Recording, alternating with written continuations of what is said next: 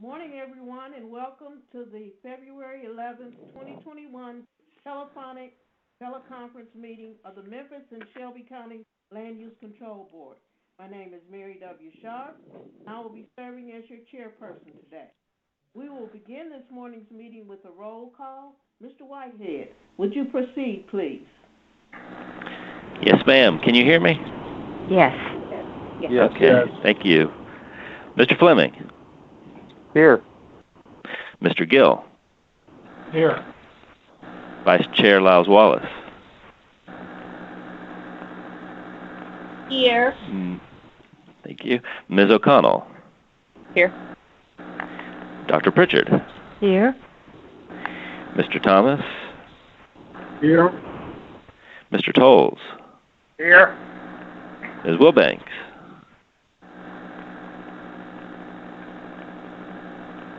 Mr. McKinnon? Aquí. Key. Thank you. Ms. Wilbanks? And Chair Sharp? Here. We have 9 ayes, or 9 present, and a quorum. Okay, thank you, Mr. Whitehead. Everyone should already have a copy of today's agenda for this telephonic meeting. Anyone who wishes to be a speaker on today's agenda has already filled out the attendance speaker's card, and it is in the hands of Mr. Whitehead or his staff. When it is time for you to speak, he or his staff will call out your name, will unmute you at the appropriate time for you to speak. Please wait about 10 seconds before speaking so you can be properly unmuted and so that we can hear all of your remarks. At this point, I would like to read our conflict of interest statement. The adopted policy of the Land Use Control Board requires that any member of the board recuse himself or herself from any participation in the discussion or voting on any matter on the meeting's agenda in which he or she may have direct or indirect personal interest. The members shall, in this teleconference, let us know verbally they are recusing themselves during deliberation on any matter from which they have recused themselves. An abstention may substitute for a recusal for the purposes of maintaining a quorum. I would now like to get the approval of our minutes from the last January 2021 Land Use Control Board meeting. May I please have a motion? So moved, Madam Chair. Okay, I hear Second. a motion, Dr. Pritchard. May I get a second? Second. I hear a Darrell second Thomas. from Mr. Thomas. Darrell Thomas. Yeah. Okay, Mr. Thomas, I hear a motion and a second. Is there any discussion? None, I assume we're ready to vote. All in favor, say aye. Aye. Aye. Those opposed? Motion carries. Thank you.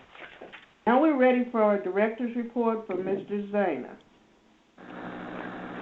Thank you, Madam Chair. Good morning, and good morning to the members of the board. I have a couple of things I wanted to share with the board this morning.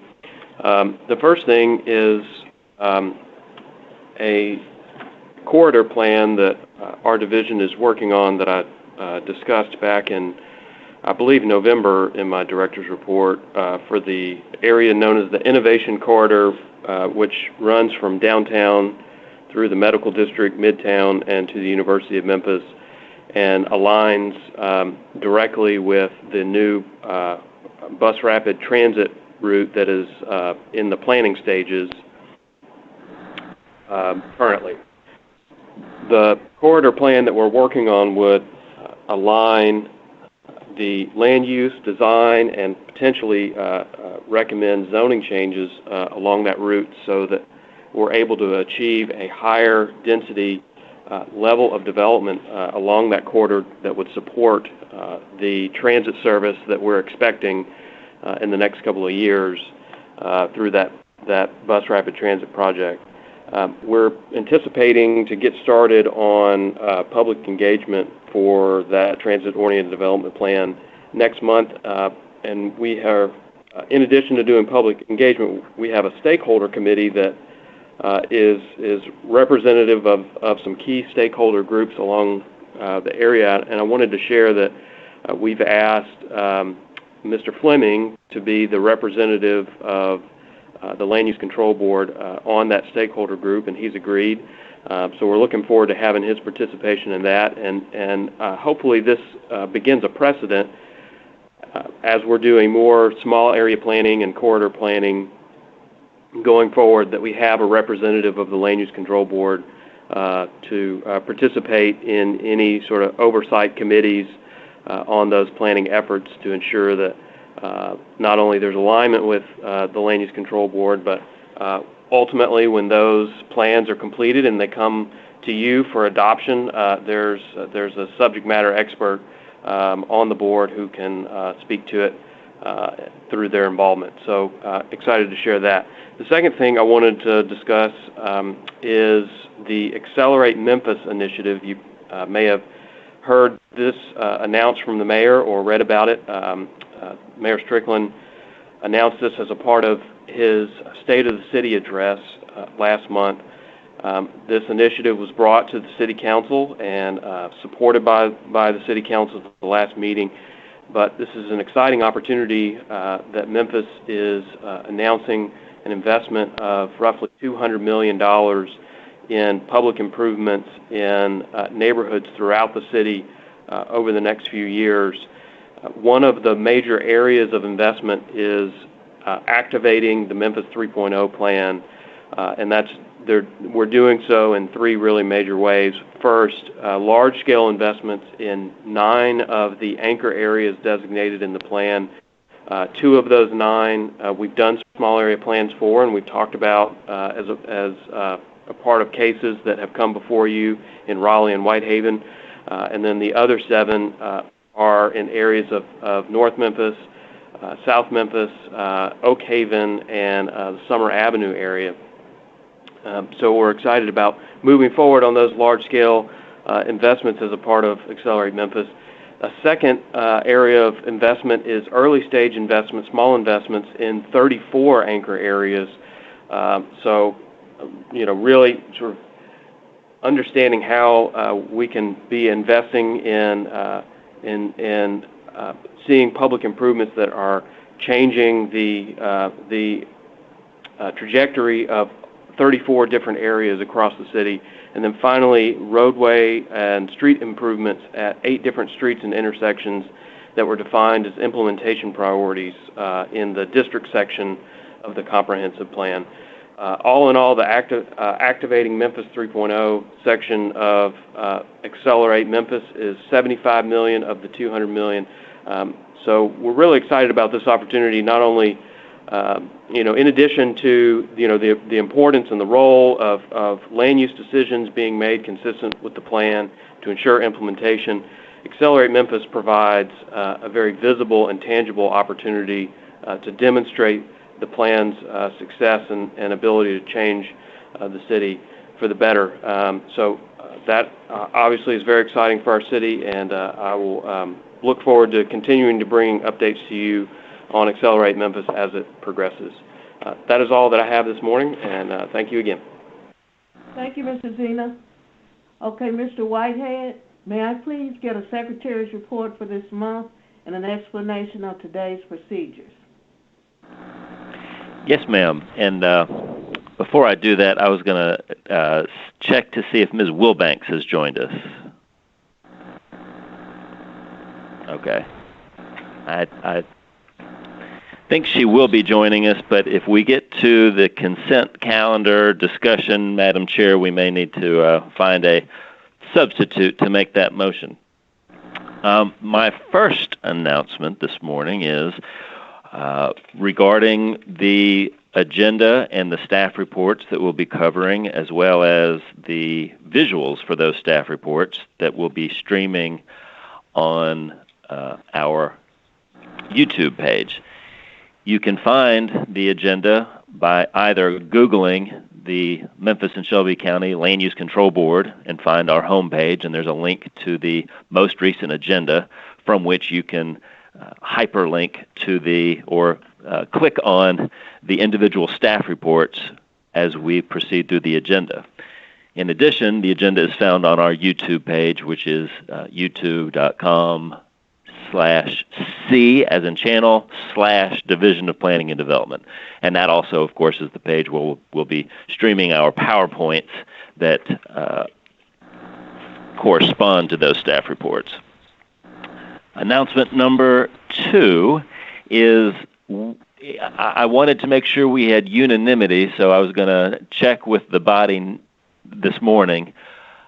I would like to propose moving our meetings from 9:30 down to 9 to ensure that we can all, we have an unofficial policy that in my 10 years here we've always been able to maintain, and that is not have to take a break and come back for lunch like we did 15, 20 years ago.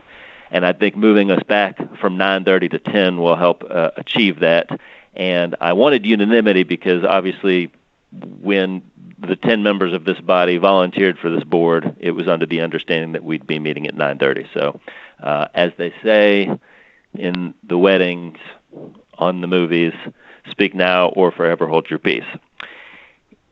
And if that is the case, we will start in April, since I've already sent notice, electronic notice of the March meeting being at 9:30. So if everybody's copacetic, we'll be starting at 9 o'clock for our April meeting.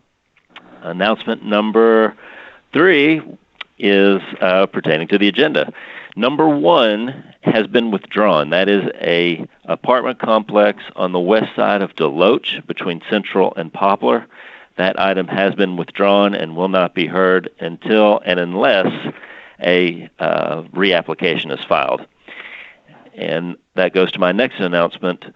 How do we determine whether a case is placed on the agenda or not? And I think we've discussed this before, but it bears repeating. If you'll notice, items number 13 and 14, we have on the agenda, and we say our recommendation is a hold for 1 month. A hold for 1 month, I think in both of those instances, due to some sort of procedural error. Signs weren't posted, neighborhood meetings weren't held. Well, begs the question, maybe in your mind, why is it on the agenda?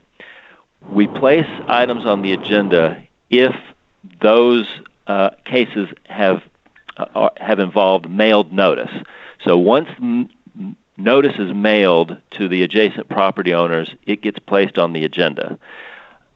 If we find the procedural error before notice is mailed, then we hold off on placing it on the agenda and then place it on the next month's agenda. So that's just a little explanation that I think always bears repeating, because I know sometimes people ask that question. Number 5, Madam Chair, is the procedure for this morning's meeting. At the beginning of our meeting, after my secretary's report, we'll go to the consent calendar. For those items where no one in the audience or on the board is requesting an individual public hearing. After the consent calendar is established and approved, we'll move on to the regular calendar. For each item on the regular calendar, DPD staff will give a staff presentation, followed by the applicant's presentation, and those in support of the application. The applicant and supporters are given 10 minutes. Then we will proceed to the opposition, which will also have 10 minutes cumulatively. Finally, we'll go back to the applicant for a 3-minute rebuttal period. These time periods may be extended by the chair, provided she provides both sides an equal amount of additional time.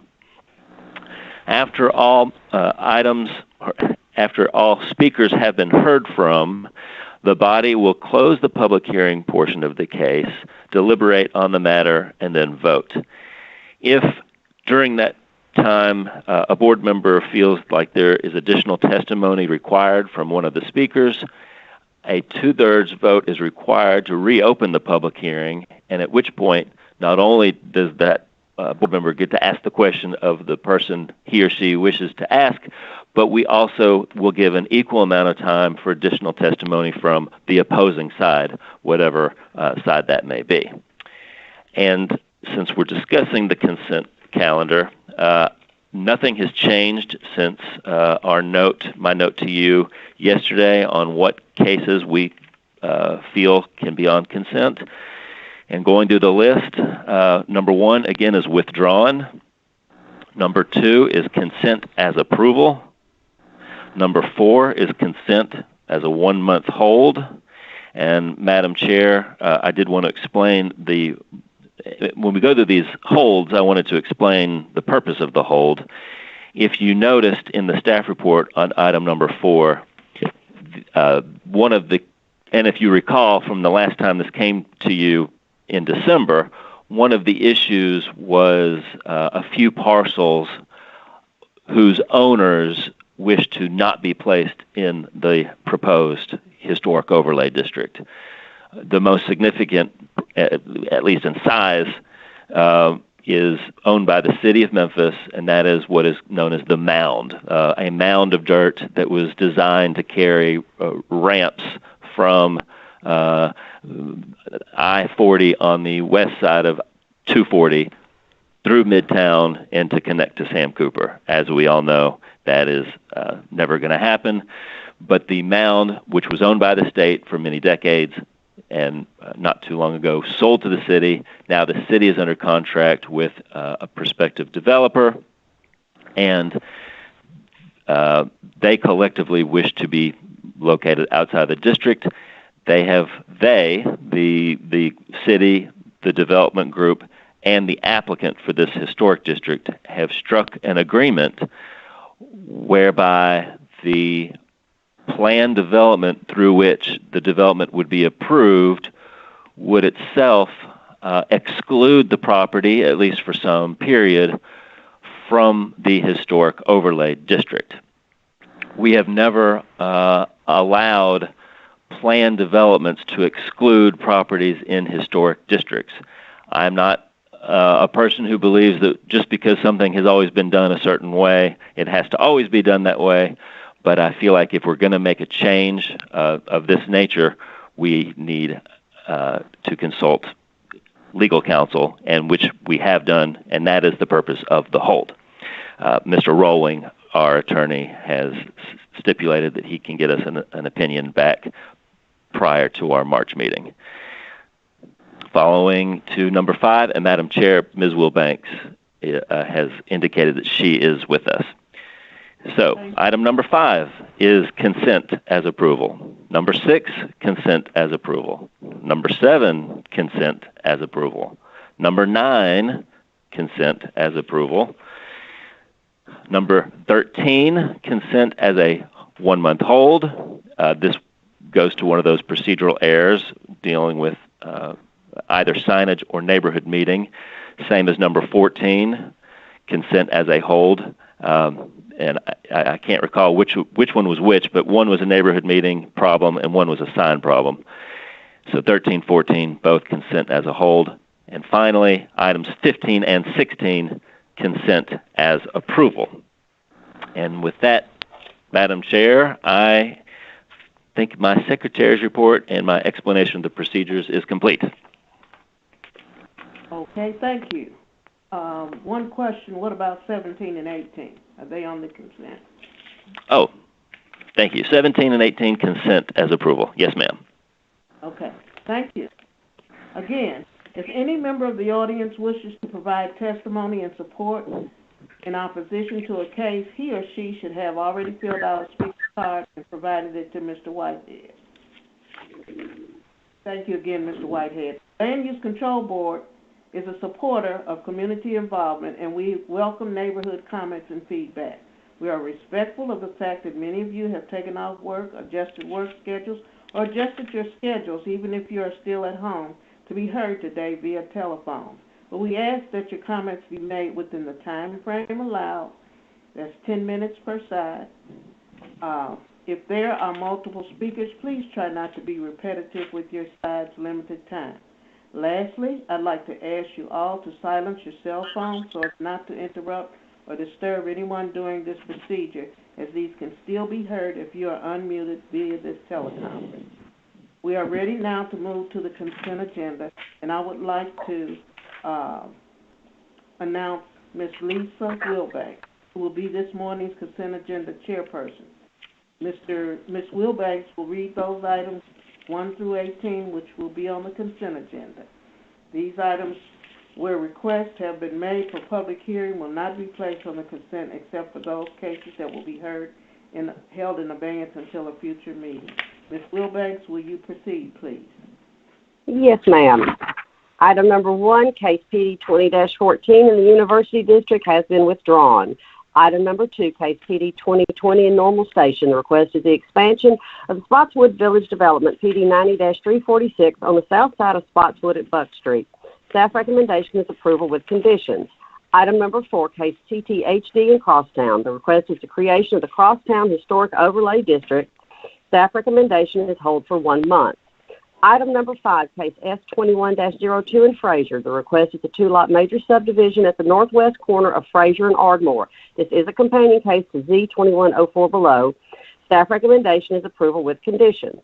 Item number 6, case S21-04 in Willow Oaks. Request is a 3-lot major subdivision at 4075 and 4085 Bar Road. Staff recommendation is approval with conditions. Item number 7, case S21-05 in Berclair. The request is a 3-lot major subdivision on the north side of Summer, west of Avon. Staff recommendation is approval with conditions. Item number 9, case PD 13-314CO in Fisherville. The request is a modification to allow additional single-family units at Spring Creek Ranch. Staff recommendation is approval with conditions. Item number 10, case PD 15-304 in Southwind. The request is a modification to allow a retail center at the northeast corner of Hacks Cross and Sedgwick. Staff recommendation is approval with conditions. Ms. Wilbanks? That's not on consent, I promise. Yes. All right. Item number 13, case SUP 20-17 in Midtown. The request is a special use permit to allow administrative office and resource center for medical services for Well Child Incorporated at 657 and 659 Philadelphia Street and 680, 687, and 688 New York Street. Staff recommendation is a hold for 1 month. Item number 14, case SUP 21-01 in South Memphis. The request is a restaurant with a sale of alcoholic beverages at 969 East Macklemore. Staff recommendation is hold for 1 month. Item number 15, case Z21-01 in Caperville. The request is a zoning reclassification of 4.05 acres from the Conservation Agriculture District to the Employment District at 4685 East Holmes Road. Staff recommendation is approval. Item number 16, case Z21-04, formerly known as Z21-02 in Fraser. The request is a zoning reclassification of 0.7 acres from residential R6 and residential R10 districts to commercial mixed-use 1 district at the northwest corner of Fraser and Ardmore. This is the companion case to S21-02. Staff recommendation is approval. Item number 17 is the resolution of the Land Use Control Board adopting certain amendments to the Memphis 3.0 Comprehensive Plan. Staff recommendation is approval.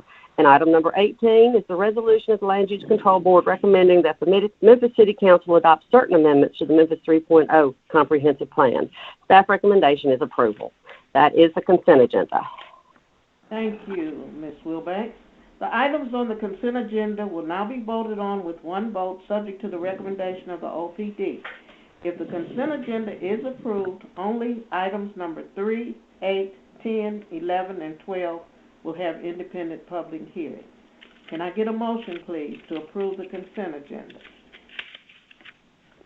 Yes, ma'am. Move to approve item number 2, case TD 2020.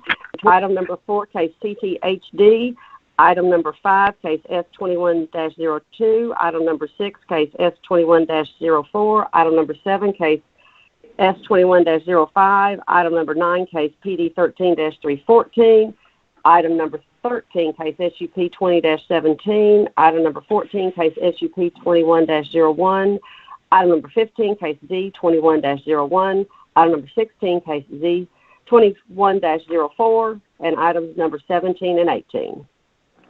Second. Okay, I heard a second from whom? Libby. Okay, a second from Dr. Pritchard.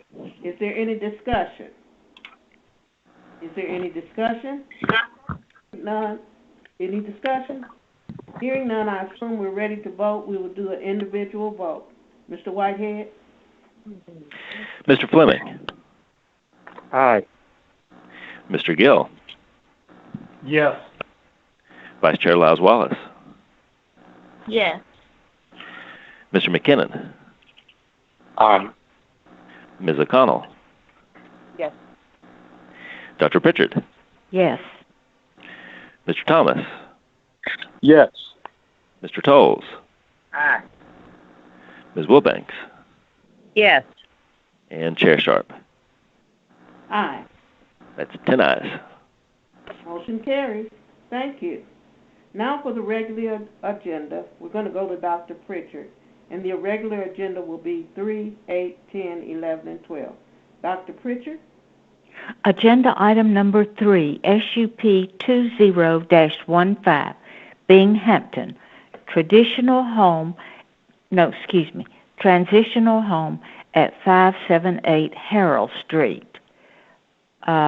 Staff recommendation is rejection. Okay, thank you. Is the applicant present?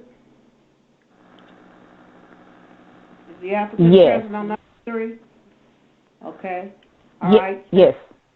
Okay, since this has been rejected, we're going to have a staff report, please. All right, good morning, Chairwoman and members of the board. This is Lucas Skinner with the Division of Planning and Development.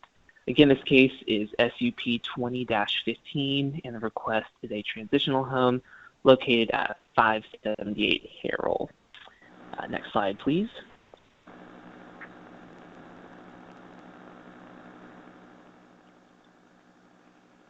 So I wanted to start with the aerial just to show where this location is. The subject property is outlined in yellow. It's sandwiched between Broad and Summer to the north and south, and Harold and Lester Streets to the east and west. Again, this is located in the Binghampton area. Next slide, please. So next we have the land use map. I just wanted to show what was happening around the surrounding area. So the site is located sort of on the site of the early Grove Baptist Church, which is most of that blue box that the star is in. The site is surrounded mainly by residential, commercial, and other institutional uses. And as far as zoning, it is surrounded by all CMU1 on all sides. Next slide, please.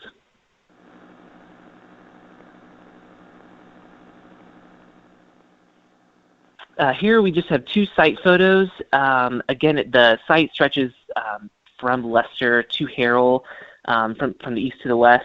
And so the photo on the left shows the front of the building from Harold Street, and then the photo on the right shows the back of the building from Lester Street. So again, the front of the building faces Harold. And so next slide, which will be the last slide that I have.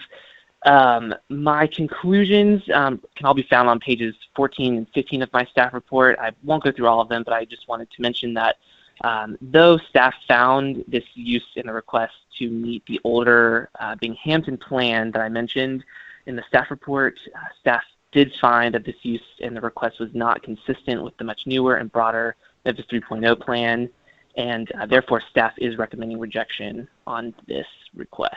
That is all I have, and I am available for any questions. Thank you very much. Okay, the applicant has 10 minutes.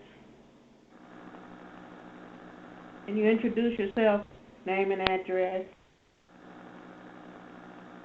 Yes. Can you hear me? Good morning. Okay, yes. Good morning, Madam Chair and members of the board. My name is Charlene Bowen. I am the owner of the Purpose Place that is requesting operation out of 578 Harold Street, owned by the Early Grove Baptist Church, which is known as the Gilead Center. I noticed that it does, as I know it does not meet the Memphis 3.0 plan.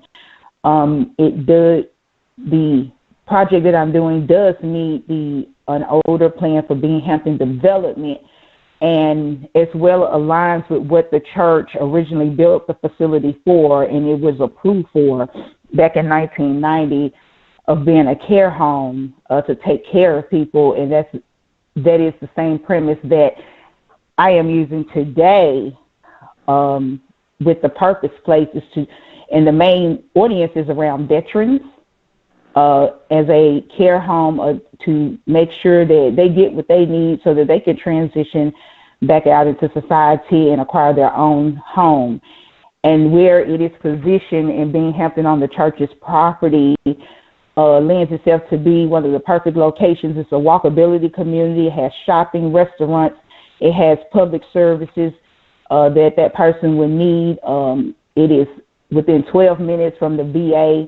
Has community health, has a art center, and it would just lend itself to being very beneficial to that group of people and for us to be able to take care of people. So, yes, though it does not align with 3.0, it is a mixed use request, and it does align with the Binghampton development along with the church's actual mission to be that light of hope in Binghampton. So I just want to be part of that. Michael Collins is on from the church, and I'm going to yield the floor to let him also speak, Madam Chair. But we did have a neighborhood meeting on December 31st where 100% of the meeting participants were in support of the project. Michael Collins, are you on? Madam Chair, Jeffrey Penzis, Planning and Development. We do not have Michael Collins on the line, at least from the phone number that he provided. He may have had to get on a different phone. Okay. Okay, what about Mr. Charles Maven and Karen Curry? Are they here?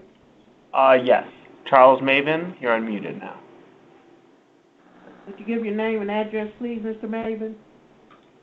Yes, 7404 Red River Drive. That's Memphis, Tennessee, 38125. And okay, I am the current pastor. I am the current pastor of the Early Grove Baptist Church. And Early Grove has always been a servant for the community. In fact, the first clinic in Binghampton was opened in Early Grove Baptist Church by Dr. Herman Powell when there was no city or county money willing to be spent for a clinic. We opened that clinic in the church and gave space to the doctors and their associates until they were able to find other places. And also, the Early Grove Baptist Church gave about 12 acres of land on Johnson Street for that Habitat for Humanity. Not only did we give the land, but we also built a house on the land, and then we furnished that house with all of the necessary appliances. And I simply just hate to see Early Grove lose that wonderful service that we've had for over 117 years. Thank you so much. Thank you, Reverend Maven. Ms. Curry? Madam Chair. Yes. Yes, this is Karen. Who's speaking? Yes, Hello? Karen Curry is also on the line, and I'm a member of Early Grove Baptist Church and serve on the board there. And in response to the same as our pastor, Reverend Maven, Early Grove has been very active in the community and willing to serve and to help those who come to the church in need. I feel that we can reach out to the community and still be of service to all populations, and I would like to see this continue to go forward. Thank you. Okay, we need the address, Ms. Curry. My home address, yes, this is Karen again. My home address is on 4235 Hampton Manor Lane, Memphis, Tennessee, 38128. Okay, thank you. Is Sylvia Hamilton in here? We have Sylvia Hamilton. Okay. Ms. Yes, Hamilton? Madam Chair. Yes, Madam Chair. This is Sylvia Hamilton, and my address is 3225 West Hill Street, 38128, And I'm also a longtime member of Early Grove Baptist Church. And I would also like to see this matter go forward because we have, even during this horrific pandemic, been able to continue our feeding ministry there safely. And we have been a long-standing service to those in the area and those who don't live in the area, that just by word of mouth that comes to us every Tuesday to enjoy our feeding ministry. So I would really love to see this matter go forward. Thank you. Thank you. Okay. Madam Chair, yes. This is Charlene Bowen. If there's still time, just Michael Collins is on, ma'am. Yeah, there's time. Go ahead. Okay, Michael Collins is on the line that ends in 8826. Do you see that number?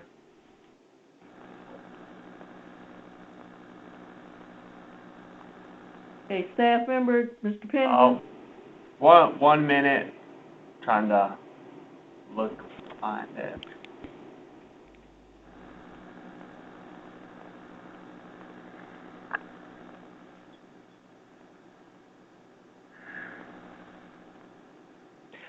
Madam Chair, while Mr. Penzis is doing that, I just wanted to remind everyone that we have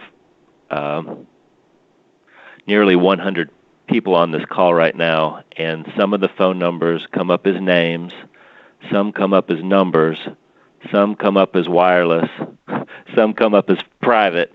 And so what Mr. Penzis is doing right now, and there's no alphabetical or numerical order. So if it takes more than just a few minutes, I suggest we go ahead and move on to the next person. I'm on. Good morning, Madam Chair and committee. Can you hear me? Yes, we can. We need your address, Mr. Collins. 3751 Allendale Lane, Memphis, Tennessee, 38111. Thank you. Go ahead. The project that we're trying to bring to the Binghampton community, and I heard the young man say that it does not fit in the Memphis 3.0 plan, but it does fit in what we need in Binghampton. Binghampton is going through regentrification, and the work that we do, one of our missions at the church is to be a beacon of hope in the middle of Binghampton. That property was built for service. It housed at one point those who had substance abuse problems. It housed at one point those who were ill with HIV/AIDS. And so the mission of that church is to reach out to a community. So when we have veterans who have fought wars and who have been sent overseas to protect us and our interests, and they come back wounded, they come back, some of which are ill, some of them are mentally ill, there is a responsibility that the city of Memphis has and the community has to ensure that we give everything we could possibly give to our community. And so I would hate to think that those of us who live in the city of Memphis and the county of Shelby would not support this measure and turn our back on veterans, not to mention the need of a community. When it comes to the Christ Community Clinic, which is across the street now, the things that are going on in this regentrification, there's a ballet dance center, there are restaurants. All of these things make up what we call Binghampton. And so we want to make sure that we are a need to the community. So we do fit in Memphis. We do fit in the Memphis 3.0 plan. It may not be as you've written it, but Binghampton is important. And those things we put into our community, it's important for us. 100% of those who were at the community meeting said, yes, this is what we want, this is what we need. It had no opposition.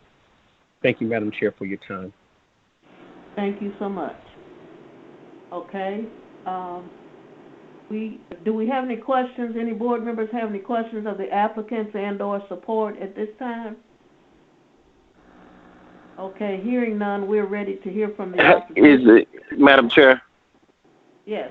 Hey, it's J.C. McKinnon. Hey, I just wanted to say one thing. I definitely applaud you guys, and Ms. Brown, I pray that this is really a beacon for many, and that you guys are really able to bless people that come through those doors and really complete the transition for them.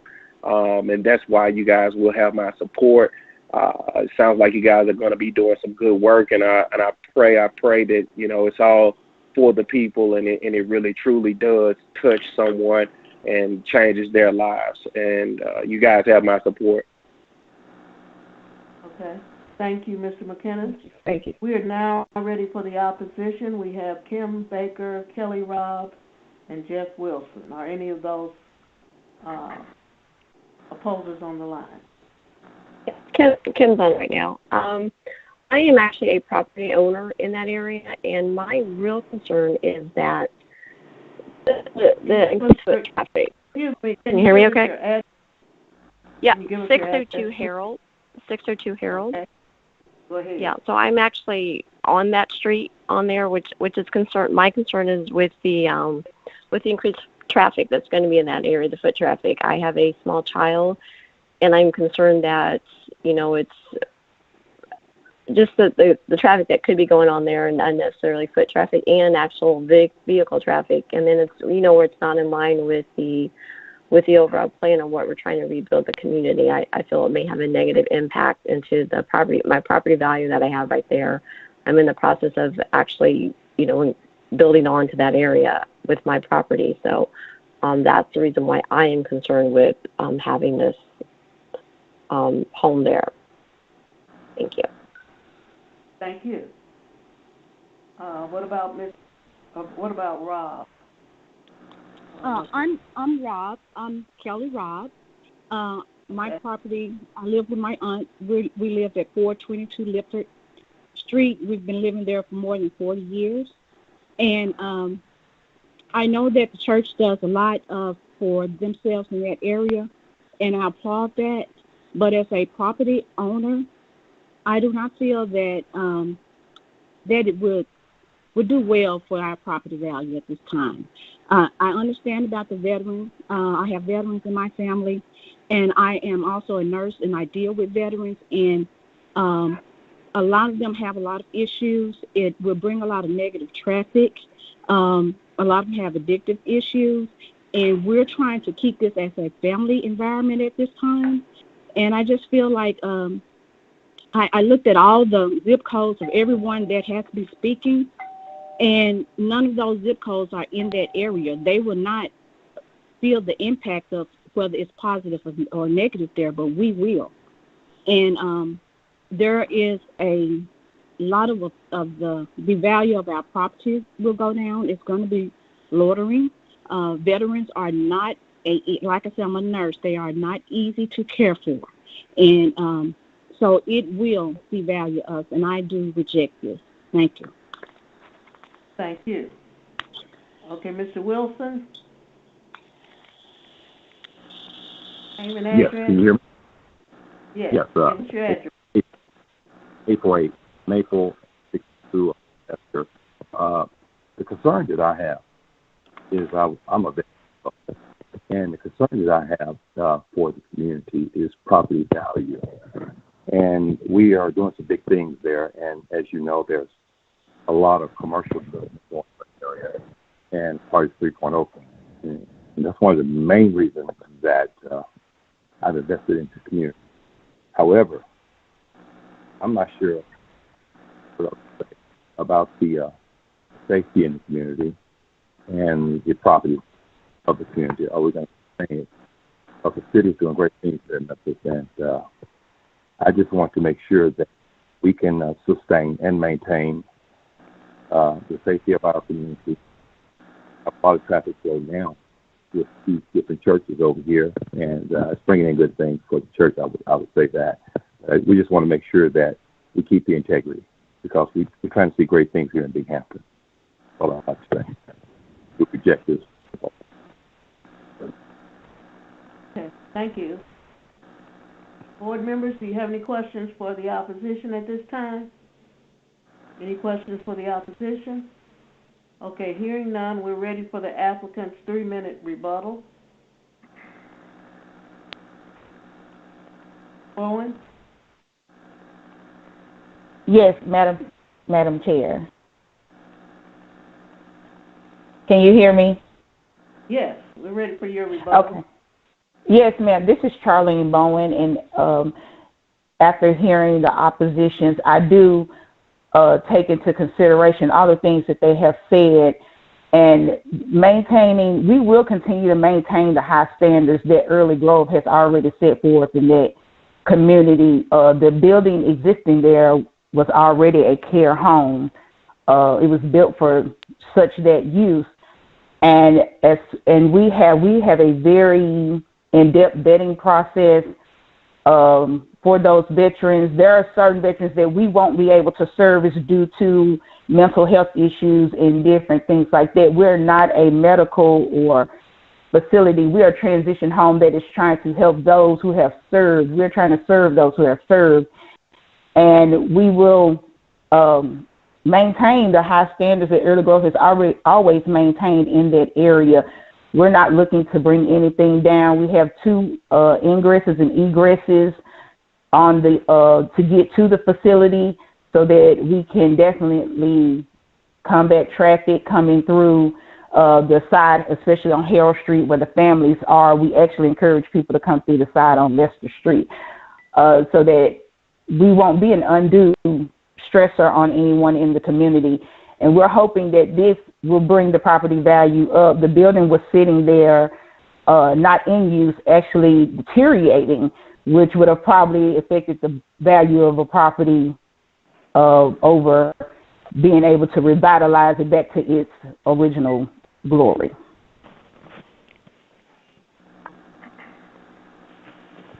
Okay, anything else? Okay, board members, you have any questions from either the applicant or the opposition at this time? Okay, hearing none, I'm going to close the public portion of the meeting agenda. Dr. Pritchard? Move approval of agenda item SU3, SUP 20-15. Second. Okay, we have a second from Ms. Wilbanks. Is there any discussion? Is there any discussion? Hearing none, I am assuming we are ready to vote individually. Ms. Wilbanks?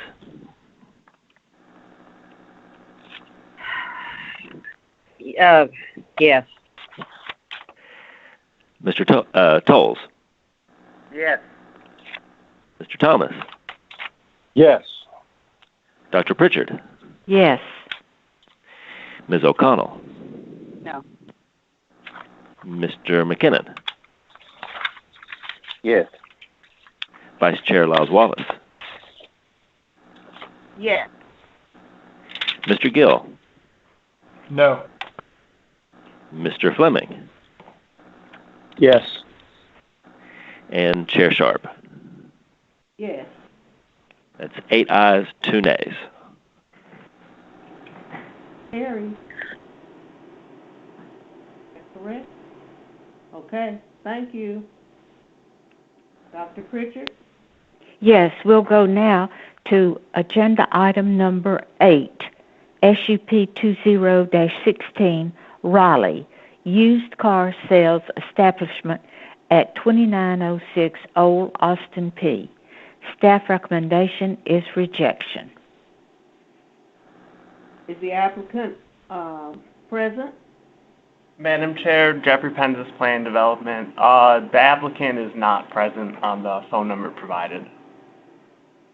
Okay, so you still want to go ahead and make a presentation on this rejection? Madam Chair, if I may, this is Josh Whitehead. This is a application representing forgiveness versus permission, and because of that, I think we really need to have the applicant present. So what we do and what we've done in the past is send a certified letter to the applicant saying if he fails to attend in March, we will deem his application withdrawn, and we will send that, we'll transmit that situation back to environmental court from whence it came. Okay. So my recommendation would be a hold for 1 month. Okay. Do we need to vote on that? Yes, ma'am. Oh, okay. Do I hear a motion? Madam Chair, I move that we hold agenda item number 8, SUP 20-16, for 1 month.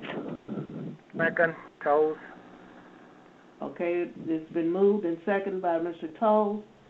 Is there any discussion amongst our board members? Any discussion? Hearing none, I assume we're ready to vote individually on the whole.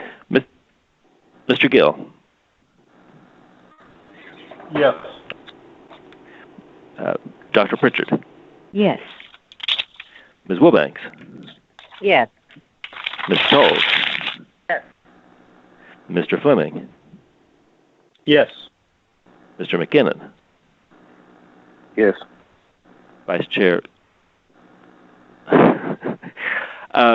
We're in the middle of a vote, and I have just gotten word that the applicant has called in. Let me complete the roll call, and then we'll address that, Madam Chair, if you would like. Vice Chair Lyles-Wallace? Yes. Ms. O'Connell? Yes. Mr. Thomas?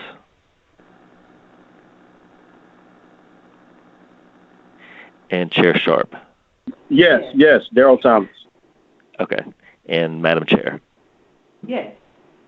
We have 10 ayes, and I have shared with you some information. If you would like to, if any member would like to place a motion to reconsider the last vote so we can go ahead into a hearing, or move on to the people who are on the call and have been on the call.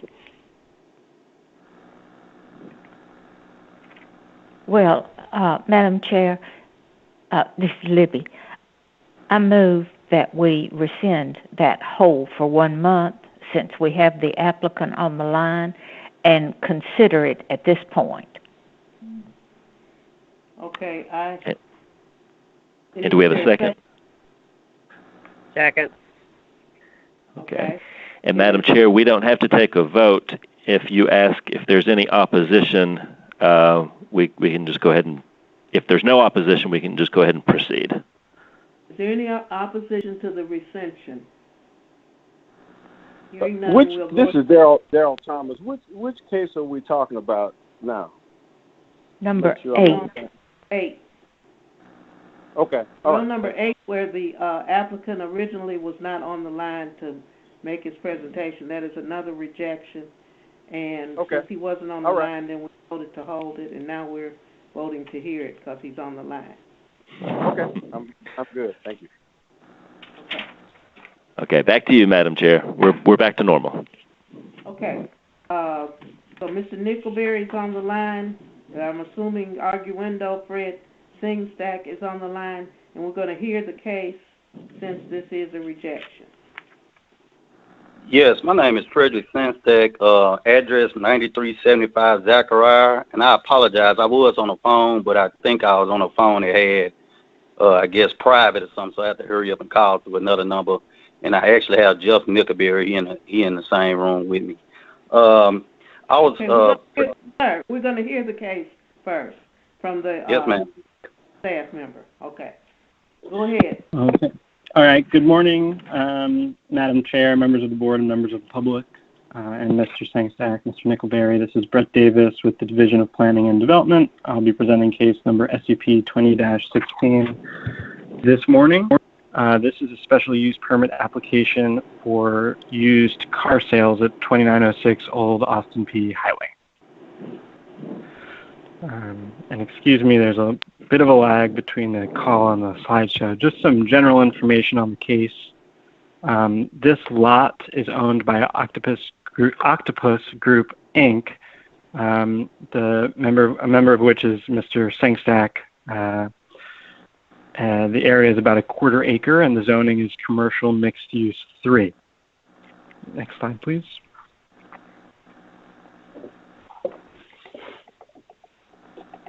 So I'll be taking you all through a series of maps. This is a location map. We're looking, of course, at Raleigh. Next slide.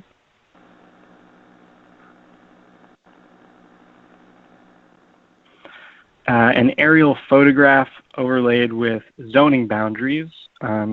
You can see that this is CMU3 like previously stated, and everything around it is also CMU3. So we consider this a regional serving commercial district. I'll point out that this parcel is on the northeast corner of Old Austin P Highway. You see Austin P Highway to the west and Fayette Road. Both are local roads despite the name of highway. It is a fairly quiet local road. Okay. Next slide. A land use map. So again, we see mostly commercial. I'll point out that on this block along Stage Road are 3 office uses. Pink is for office. I'll also point out that the commercial use just to the right of the subject lot is the Raleigh Feed Store, which is a long-standing, pretty nifty neighborhood retail store. Here are some photographs of the front facade of the site. As you can see, a sign has already been put up. The sign department has been requested by the land use department to check for cases that, for sign permit applications that are for business types that often require a special use permit, like vehicle sales, before permitting such signs in the future. But the building has been painted quite nicely. Next slide, please.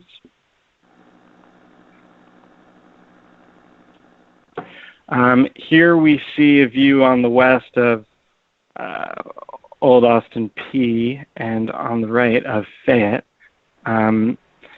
I'll point out that the applicants made a few improvements to the site, including that metal fence. This asphalt has been poured. It was done without a permit from the city engineer's office. If we look, you'll see that basically neither frontage has any curb. One is just all curb cut and the other is asphalt that connects to the street. As conditioned, both the city engineer and the Division of Planning and Development are requiring that a curb and gutter and sidewalk be installed along both frontages if approved. Next slide. And here's the site plan. This just reflects what's already there. You see some tandem parking inside. That parking along the north and also to the west of the building, that's all nose-in parking that would not be possible with the filling in of curbs. The city engineer will only be permitting one curb cut on Fayette, so the Austin P parking spaces in front of the building would need to go as conditioned. Okay, next slide.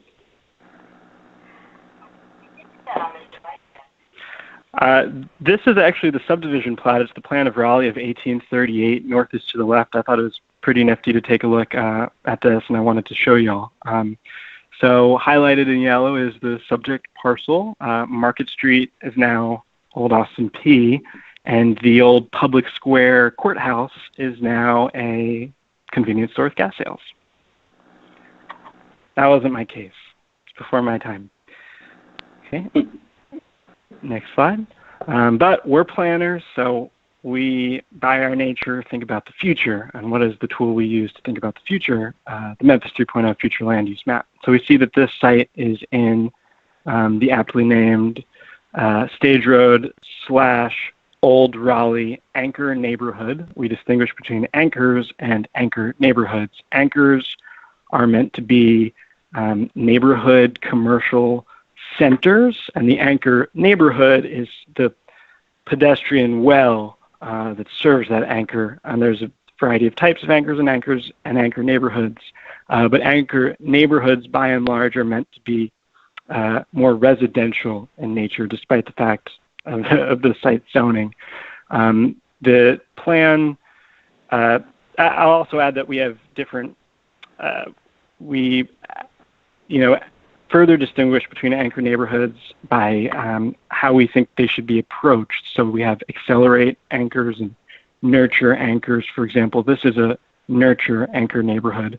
And in it, this type of nurture anchored neighborhood, the plan lays out the standards that must be met for commercial use to be allowed in the mostly residential area. In this case, there are two.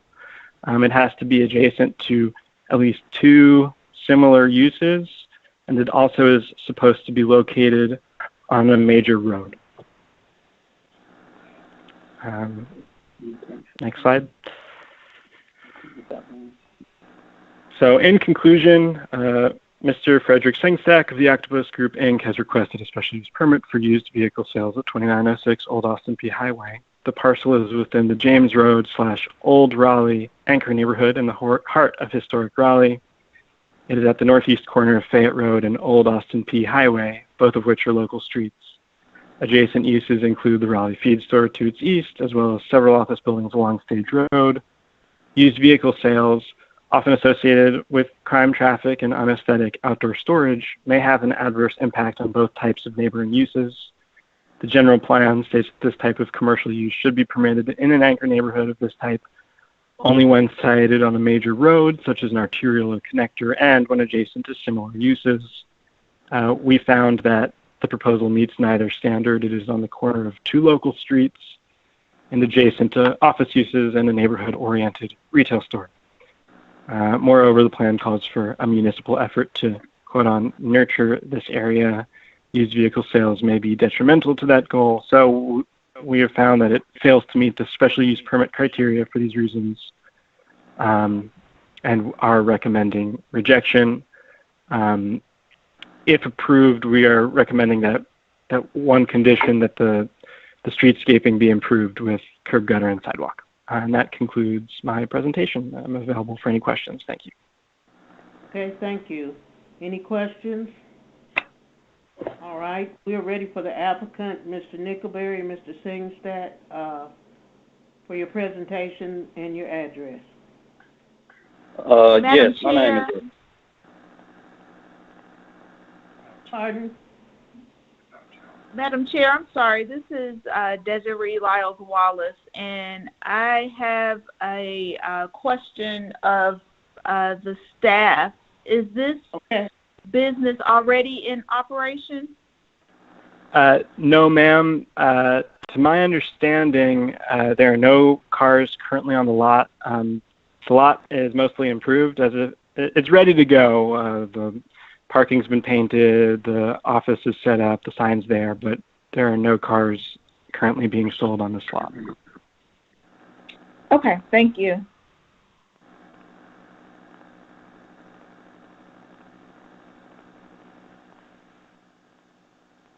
Okay. Yeah, my name is Frederick Sengstack. My address is 9375 Zachariah Cove, Memphis, Tennessee 38133. I'm the owner of the building, but I also have a partner for the dealership. His name is Jeffrey Nickelberry. We most definitely, when I bought the building, it was a mechanic shop, and the mechanic shop was run down drastically. Yeah, and that was kind of like the issue when we had a conference with them, was basically where we gonna store tires. When we had the neighborhood meeting, it was like, where we gonna store tires or do anything like that. Now, a little bit breakdown of myself. I own several properties in the Raleigh-Fraser area. I own a couple of properties over there on Fraser Boulevard, which I where I went in and renovated everything and kind of made the community better.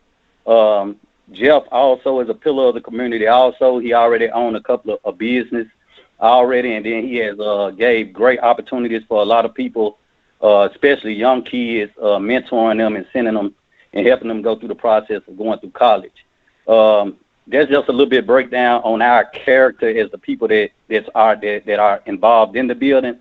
I think they had a couple of concerns when we had the neighborhood meeting. One of them was, I think across the street is something, it's a hotel. Well, the thing is, like I explained to them, was we understand the hotel. We have the police park, like before we even got the lot, before I got the guys out and got them out of there, the police used to park right on the side of the building, right on the side of the building, to be able to watch that area in order to keep a maintained strategy.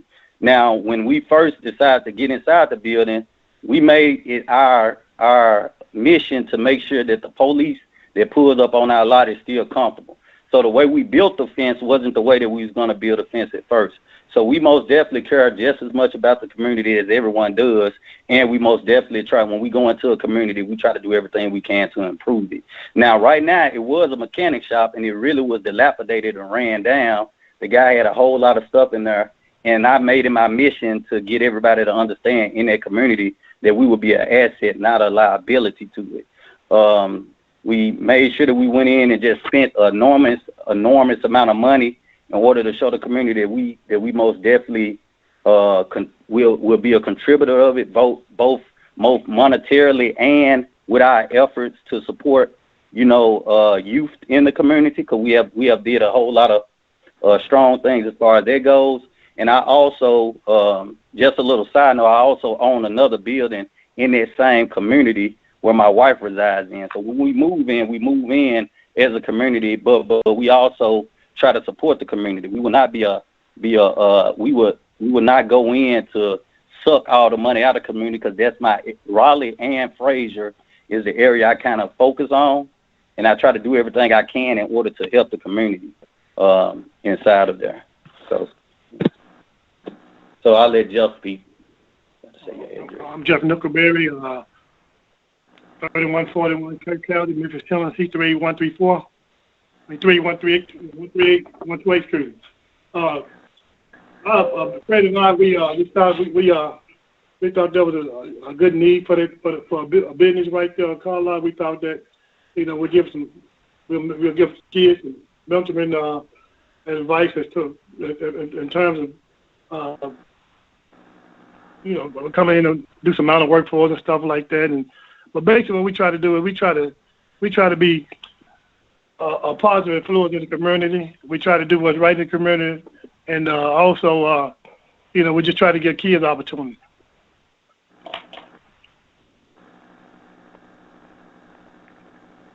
Okay. Thank you. We have any questions of the applicant? Any questions? I'm seeing that there's no opposition. Then, since we have no opposition and we've had the statement of the applicant, I'm ready to close the public portion of the meeting if the board does not have any questions for staff or applicant. Okay, I'll close the public portion of the meeting. Dr. Pritchard? Yes, move approval of agenda item number 8, SUP 20-16. Second. I heard a second from Ms. Wilbanks. Is there any discussion? Any discussion? Hearing none, I'm assuming we're ready to vote individually. Mr. Thomas? Yes. Mr. Fleming? Yes. Mr. Gill? Yes. Dr. Pritchard? No. Mr. Tolles? Yes. Ms. Wilbanks? Yes. Vice Chair Lyles-Wallace? Yes. Mr. McKinnon? Yes. Ms. O'Connell? Yes. And Chair Sharp? Yes. That's 9 ayes and 1 nay. Okay, motion carries. Thank you very much. We will now move on to Dr. Pritchard. Agenda item number 10, PD 15-304, formerly known as PD 96-315, in Southwind, a modification to allow a retail center at the northeast corner of Hacks Cross and Sedgwick. Staff recommendation is approval with conditions. Okay, thank you. Is the applicant present? Yes, ma'am. Okay. Since you're present and there is opposition, we will have the staff member give us a report. Yes, Madam Chair. Jeffrey Penzis, Plan and Development. So the applicant is Alania Properties Co. The location is the northeast corner of Hex Cross Road and Cedric Way. And the request is a modification to allow a retail center and site plan review. Next slide, please. So this is the location map showing that it's in the Southwind neighborhood, and the vicinity map shows the property owners who were mailed public notice. Next slide, please. So most of this area is actually within planned developments, but if we look at the land use map on the left, you see there's a lot of office to the north, south, east, and west. And there's also some commercial to the west. Next slide, please. So these are just some site photos. You can see the site is currently vacant. Currently the site is zoned for office general uses and a hotel, but those have not been developed. Next slide, please. And this is just the preliminary site plan and landscape plan. Off of Cedric Way, they're planning to use I think there's an existing curb cut down there, and then there would be one curb cut off of Hex Cross Road. Next slide, please. And so these were the preliminary elevations, but as currently proposed, we did limit the EPIS to no more than 10%, and the applicant did indicate they were agreeable to that. Next slide, please.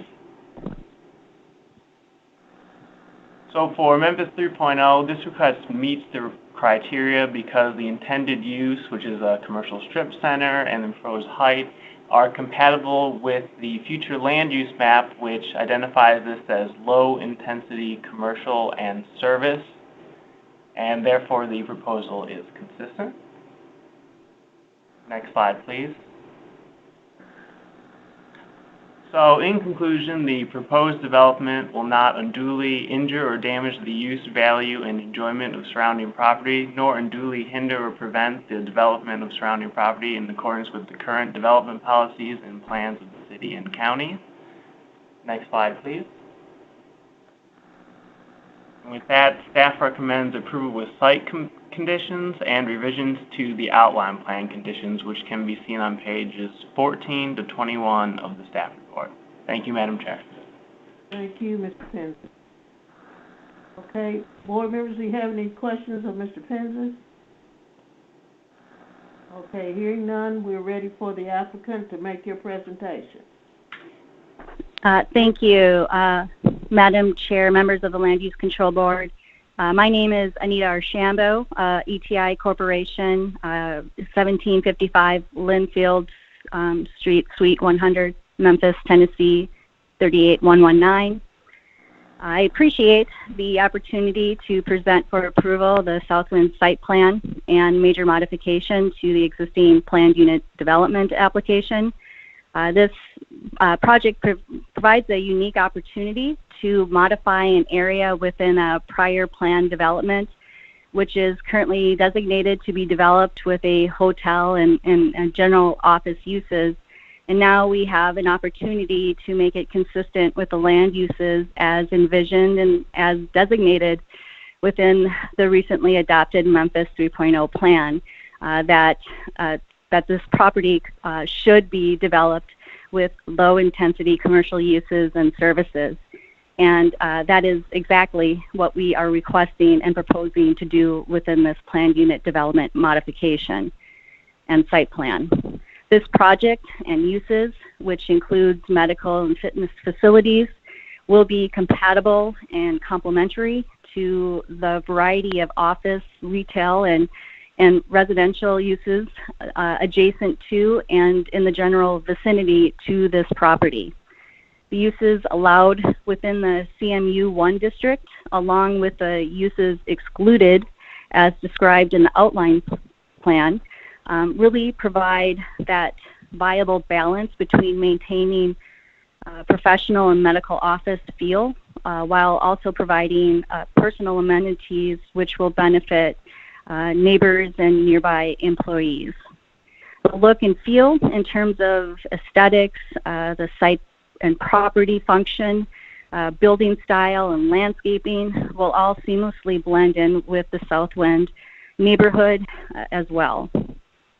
This development, the site plan and major modification continues to have a clear intent to be consistent with the current standards, plans, and policies. And we really believe that this will repurpose this vacant lot and turn it into a very productive asset that will increase property values and meet strategic goals as outlined in Memphis 3.0. With that, I do want to reserve the remainder of my time to address any additional questions that the board may have or to address concerns raised by members of the public. Okay, thank you.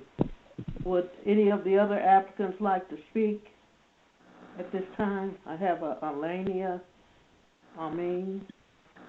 Yes, ma'am. Okay. Hey, my name is Eamon Elena. Yes, ma'am. My name is Eamon Elena. I'm a representative of the Elena Corporation. I currently reside at 2524. Yes, ma'am. 2524 Overlook Drive in Germantown, Tennessee, 38138. I've been a resident for at this location for 22 years, as it's only a mile away from this projected site. I'm very familiar with the area, as I call it my home. As you guys saw in the plans, you can see that the site sits vacant right now, and has been for the past 20 years or so. The current listing agent has had it for 12 years or so, and yes, ma'am. And then I know, as Ms. Anita said, that there was approval for a hotel, 5-story hotel. We feel like this would blend seamlessly in more than a hotel would, as the area has several office spaces, some of them being vacant, lots of empty land, and open, empty, unutilized parking lots.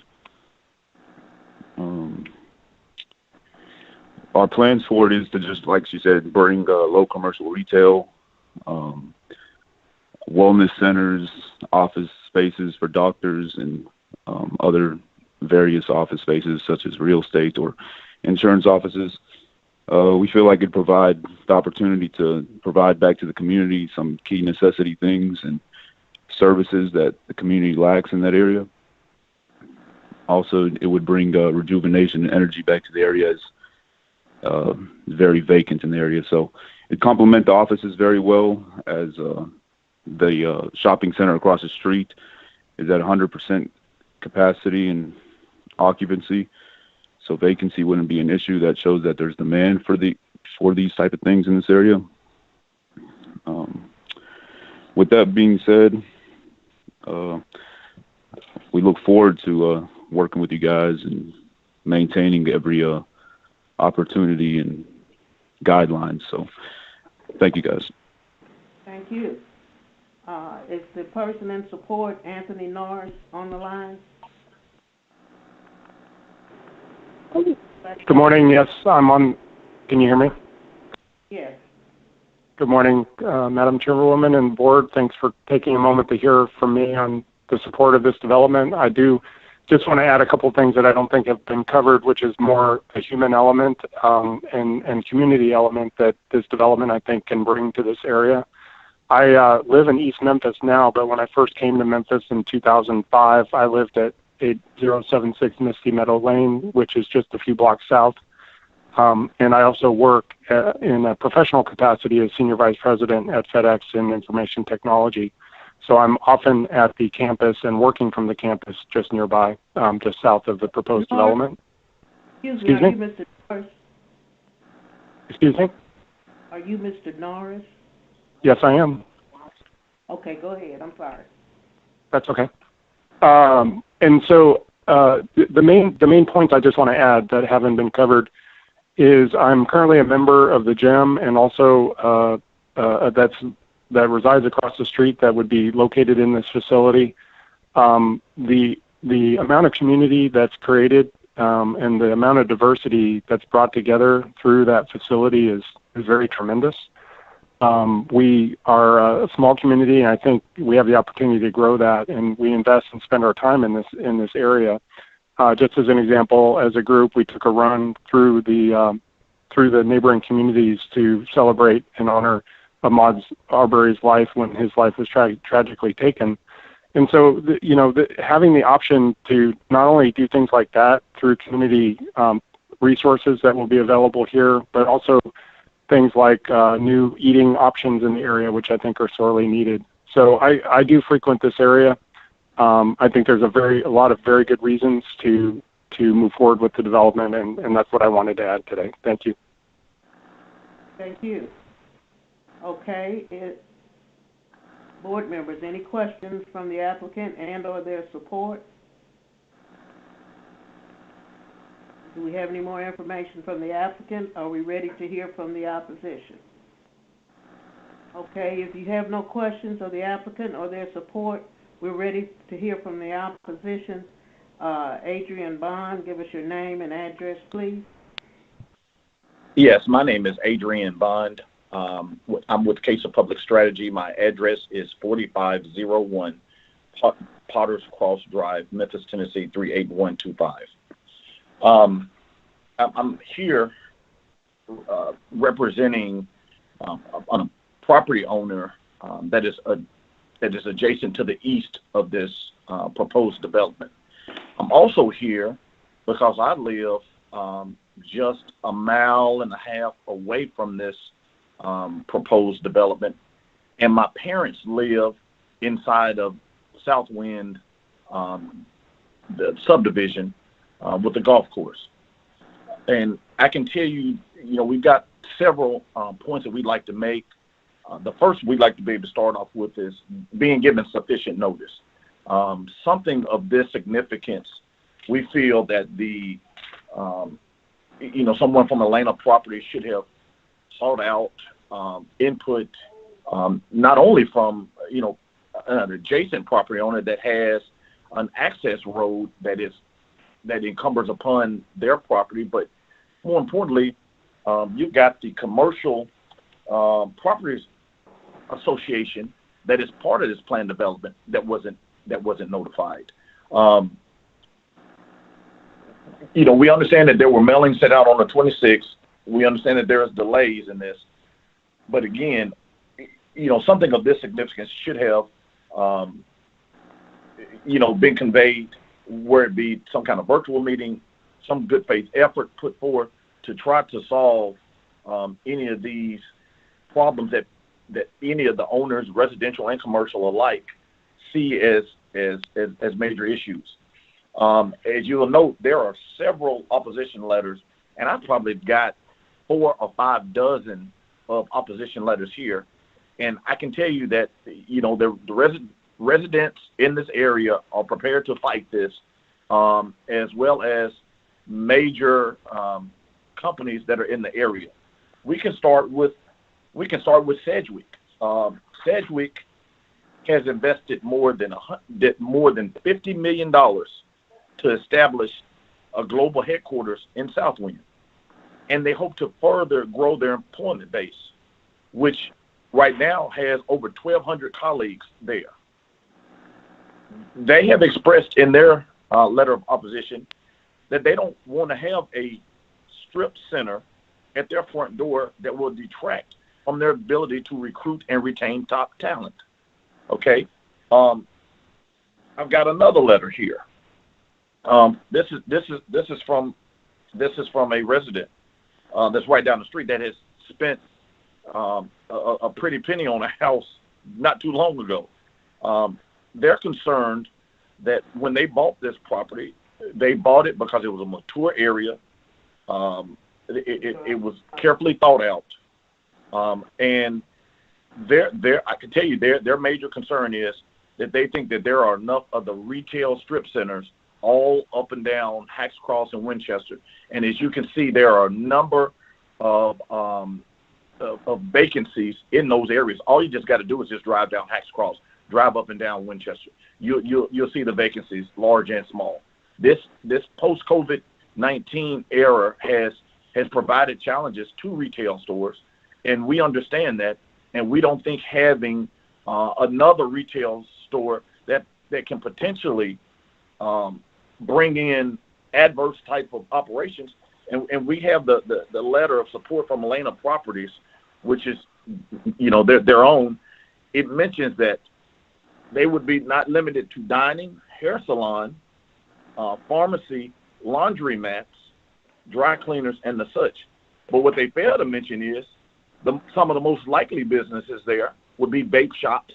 All you got to do is drive up and down the Hacks Cross Winchester. You'll see them.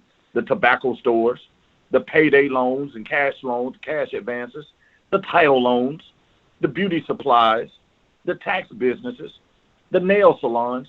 I mean, this list can go on and on. We have a major golf tournament that resides here in Memphis, the World Golf Championship, that FedEx has invested a lot of money in to make this a success. We don't need a retail strip full of those type of businesses at the doorway of a corporate office park. We have FedEx, which is right down the street. We have International Paper that houses IT offices. I just mentioned Sedgwick that has invested $50 million. We've got Pan Am. We've got a number of these people that are here that have expressed opposition. I was on the phone yesterday with Les Binkley. He's with Boyle, and I'm sure all of you all are aware who Boyle is. His letter, as an abutting neighbor of the subject property, we are concerned about the application submitted to modify the Southwind PD.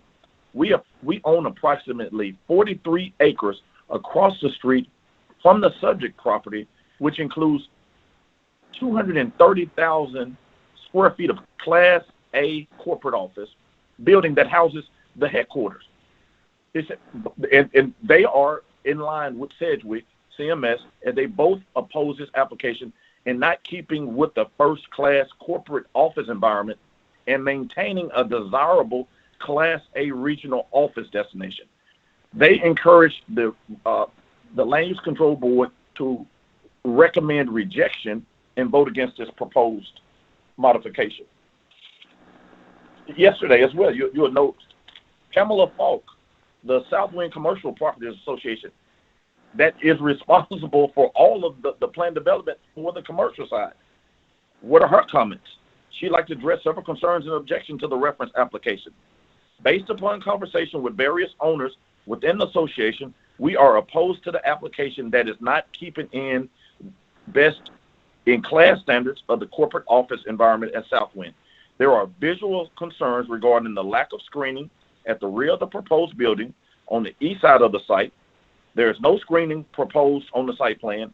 We take great pride in corporate image that we project that has afforded us national entities to include International Paper, FedEx, Sedgwick, TMC Southwind, which now hosts the World Golf Championship, FedEx St. Jude Invitational.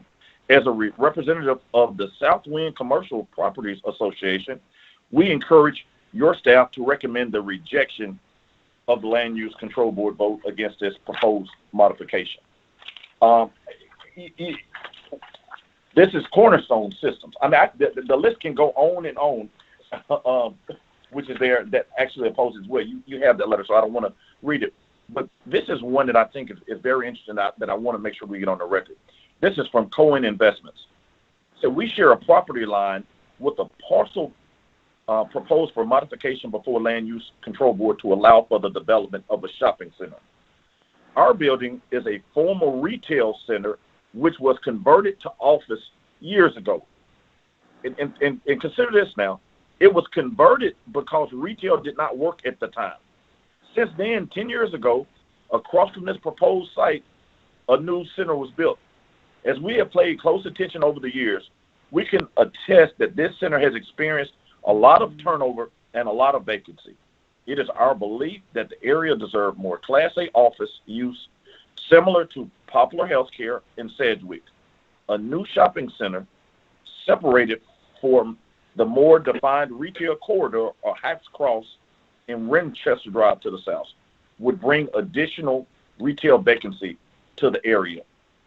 We are encouraging the Land Use Control Board to vote against the proposed modification to preserve the setting that exists today and to allow this land to be developed for a higher and better use.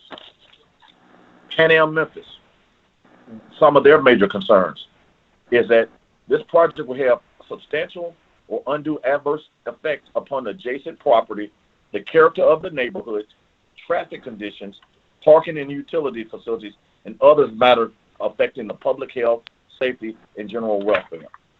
The project will be served adequately by essential public facilities and services such as streets, parking, and what they highlight is drainage. This said property has had an extensive history of drainage problems, and we don't think that there has been a sufficient engineering design to rectify that. And so that is an additional issue as well. Again, at the end of the day, our mayors this is a corporate office park with major Fortune 500 companies, and we should preserve that character of that area that meshes well with the Southwind TPC subdivision. Madam Chair, 30 seconds remain. Okay. Okay, and not destroy its character. Commercial property owners, residential homeowners alike, all sharing the same concerns that we don't need more vape shops, more beauty and barber shops, more tobacco shops, tattoo shops, payday loans, title loans, nail salons, tax businesses. We don't need more of that there. There's more than enough up and down Hacks Cross in the Winchester area. And let's preserve this and keep this Class A corporate park. Thank you. Okay, board members, do you have any questions of the opposition? Do you have any questions? This is J.C. McKinnon. I do, for the opposition. I definitely understand all of the support you got behind not doing this particular development. For me, it's wrapping my head around, so much pushback, sounds like that has came across this. Well, why hasn't anyone else went to go ahead and develop this or even purchase the property with it being out on the market for so long, or propose any other type of use? Can I respond to that? I can't address. Yes, sir. Yes. Okay. Thank you. Yeah, I can't address that per se, but what I can tell you is that we've had back in 2007 and 2008 and 2009 we experienced a tremendous turndown in the real estate market. We have experienced here lately a nice rebound, and I think we were on a nice trajectory to bring in businesses back. But I think COVID changed a lot of that, and we can see that with the retail center across the street from this proposed development due to the turnover. And I am very familiar with that. I'm familiar with the hookah place that has drawn all kind of crime and things alike to the area that I'm sure those commercial and residential property owners don't like. So why has it prevented that way? I'm not sure, but I do know that I definitely think we as community people that call that area home, that we want to make sure that we preserve that and let's watching that World Golf Championship, on TV, that should make all Memphians proud. That's a jewel that we all can share in, and we should all want to make sure that we keep that integrity alive. And this is just a particular planned development that we just think will destroy that integrity. Okay. Thank you. Any other questions from the opposition? For the opposition? If not, the applicant has 3-minute rebuttal. First of all, are there any more questions of the opposition? Then, applicant, we're ready for your rebuttal. Thank you, Anita Archambault, again. So, in response, we understand and we agree that that it's imperative that keeping the Southwind development healthy and vibrant is of utmost concern to the developer. And that also includes making sure that we convert vacant property such as this into property and development, and that's essential. In terms of the access road to the east, that's a component of the existing outline plan. That isn't something that we deliberately wanted to do. That is something that we were required to do as part of the conditions. I would urge the opposition to take a look at the uses that were excluded from us from having to be allowed to utilize in the center. Many of the uses that you outlined are not allowed, simply aren't allowed. So I think a lot of the concerns that are expressed might be mitigated right off the top. And a lot of the concerns regarding drainage will be eliminated. You're dealing with existing conditions. When you have a site that's developed, it's going to be engineered, and a lot of those existing conditions will be eliminated. So we're talking about a site that's going to be addressing a lot of the concerns and addressing a lot of the concerns that and addressing a lot of the needs that are that have been addressed by the opposition, as well as addressing the needs that have been addressed by those that are wanting to have this type of amenity in the area, whether you're a resident or an employee of the area. It's a reflection of current and future employees and residents. Okay. Thank you. Any questions, board members, for the applicant and/or support? Any questions? Okay, hearing none. Dr. Pritchard? I'm going to close the public portion of this meeting. I'm sorry. We're closing the public portion of this meeting, and we're ready, Dr. Pritchard, for your motion to approve. Move approval of agenda item number 10, PD 15-304. Second. We hear a second from Ms. Wilbanks. Is there any discussion for the board members? This is Brown Gill. Madam Chair. Go ahead, Scott. Madam Chair, this is Mr. Fleming. I would just like to express that I just can't support this project. I don't think this sort of strip shopping center is the appropriate use in this location based on the opposition. I thought the opposition expressed my sentiments exactly. I just don't think it's the caliber product that this area deserves. It's a Class A, first-class location that supports some of, Sedgwick, some of our finest corporations in that area, a WGC world-class event, and putting a strip shopping center of this scale, in my mind, just does not represent the type of development that was envisioned for this area, and I still believe will one day ultimately develop into, as long as they adhere to the original intent of that development. So I'm not going to support the application. Thank you.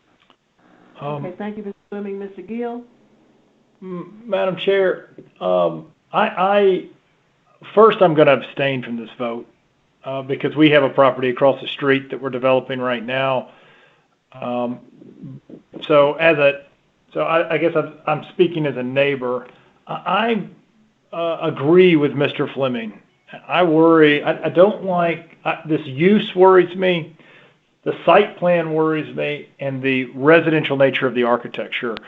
When I feel like that the future is brighter for this area down the road. So I'll be abstaining, but if I wasn't abstaining, I would not be able to support this. Okay, thank you. Anybody else on the board? Yes, this is Jennifer O'Connell. Okay, Ms. O'Connell? Yes, I was just going to agree with the prior two comments. They expressed exactly the way I was feeling about this application. So I, too, will not be supporting it. Okay, thank you. Someone else tried to... Yeah, this is JC. Hey, yes, ma'am. This is JC. I was just, I guess, my kind of question is to Mr. Fleming, Mr. Gill, Ms. O'Connell, just for you guys. I mean, what do you guys think? If it was on the east side of the street, would it make more sense the east side of Hacks Cross where you already have shopping centers? I mean, would it make more sense to be there opposed to right next to an office building? I mean, what do you guys think on that? I'll speak to that. I studied that market in depth. This is Brown Gill. And the retail along north of Winchester has always suffered. It has not, you haven't seen increasing rates. You haven't seen users of higher and higher quality move into those locations. The building across the street might be full, but it has taken a really long time to get there. So I don't think you're wrong. Maybe if it was across the street, it'd be easier to put it in that context. But it's hard to, as a neighbor, it's hard to support this use on that side of the street with the retail environment that is along Hacks Cross north of Winchester. Got you. Yeah, this is Mr. Fleming. I would, to me, I may or may not support it on that side. I would just have to look at the merits of that case. But just based on this case alone, instead of a hypothetical one, I can't support it. Right. No, I understand. I appreciate you sharing that sentiment as well. Both of you guys. Thank you. All right, any other discussion? Any further discussion? Speak now or forever hold your peace. All right. No other discussion. Now, assuming we're ready to vote individually. Vice Chair Laws Wallace. Yes. Ms. O'Connell. No. Dr. Pritchard. No. Mr. McKinnon. No. Mr. Thomas. No. Mr. Fleming. No. Ms. Wilbanks. No. Mr. Gill. Abstain. Mr. Tolles. No. And Chair Sharp. No. We have 1 aye, 8 nays, and 1 abstain. Okay, motion fails. I'm sorry. Okay, we're ready for Agenda item number 11, PD 20-16, North Memphis, plan development to allow a 35-lot residential development at the southeast corner of Firestone Avenue and Moorhead Street. Staff recommendation is approval with conditions. Thank you, Dr. Pritchard. Is the applicant present before we hear from the staff? Yes. Yeah. Okay. We're ready for a report from the staff. Thank you, Madam Chair. Good morning to you and other members of the board. This is Brian Barkerson with the Division of Planning and Development. To present this case for Mandalay Plan Development is located in the North Memphis, New Chicago area at the southeast corner of Firestone Avenue and Moorhead Street. This development request is for to allow a 35-lot container home development. The homes will have a minimum square footage of 11,300 square feet in area with 2-car garages, with the options to also, of course, to have 1- and 2-car garages. Next slide, please. This site is currently vacant, a large vacant tract of land that's approximately 5 acres in size. The current zoning of this property is heavy industrial. The container homes today do not allow for this development type. However, at the southeast corner, there is a vacant lot that has approximately 300 feet along Moorhead, approximately 600 feet along Firestone Avenue. This is a New Chicago area. It's across from the old Firestone rubber plant. Next slide, please. As I stated earlier, this development is zoned heavy industrial. You have land uses in the area that are mixed to the east, all primarily employment district zoning to the north, heavy industrial zoning to the west, employment zoning, which is our light industrial zoning, to the south as well as to the east. The closest single-family home is to the south on Marble Avenue, which is approximately 200 feet to the south across Union Railway. Next slide, please. This map shows you, or graphic shows you, the existing land use of the area. As you can see, the subject property is vacant, as well as large vacant parcels to the west. The diagram on the screen also shows you the land use categories. Adjacent to the east are, I believe, vacant properties that are zoned employment district. As you can see, the land use pattern of this area, the single family is in yellow. There are a lot of vacant tracts of single family in this area as well. And there are large vacant tracts of heavy industrial employment uses or employment district zoning to the northwest and to the west, and an existing employment district uses to the southwest, as well as single-family homes to the south. This tract is, as you can see, the dividing line between residential and commercial. To the east, you have some pockets of industrial uses and vacant industrial buildings, which are out of character with the New Chicago area. This is an opportunity to present a development pattern that's more consistent with the dividing line between Moorhead Street and I believe Breedlove to the east. Next slide, please. The tract, as stated earlier, is bounded by a major local street, Firestone Avenue, and a minor local street, Moorhead Street on the west. The applicant has presented to us an outline concept plan to allow 35 single-family lots that is served by a loop street. Loop streets in this area are not uncommon. As you have a loop street to the south, I believe along just south of Marble Avenue. This development will have single-family non-conventional type homes developed on lots that are approximately 60 feet in width and approximately 160 feet in depth. This single-family development will allow for container homes to be built on single-family lots. Next slide, please. And the zoning, as I stated, is heavy industrial. This applicant is proposing lot sizes that meets the R3 district regulations, and the minimum lot sizes will be 4,500 square feet. The development shall meet the 361A of the UDC in accordance with the R3 district standards, including garages for non-conventional homes being proposed for residential lots or residential development of 5 or more acres in size. And this property does not directly abut single-family homes, but there are homes in the area to the immediate south. Any new construction of non-conventional homes within the boundaries of New Chicago neighborhood will require administrative site plan review and final plan review prior to any new construction. The application for plan development provides a flexibility in housing types for development standards such as lot size and lot widths, including setback reductions. The application for residential development to allow non-conventional container homes within the city of Memphis can be supported as proposed and designed because existing zoning does not allow the housing type in the district. The development plan introduces a new non-conventional and innovative housing type within an area forward of new single-family residential development of this scale. Next slide, please. The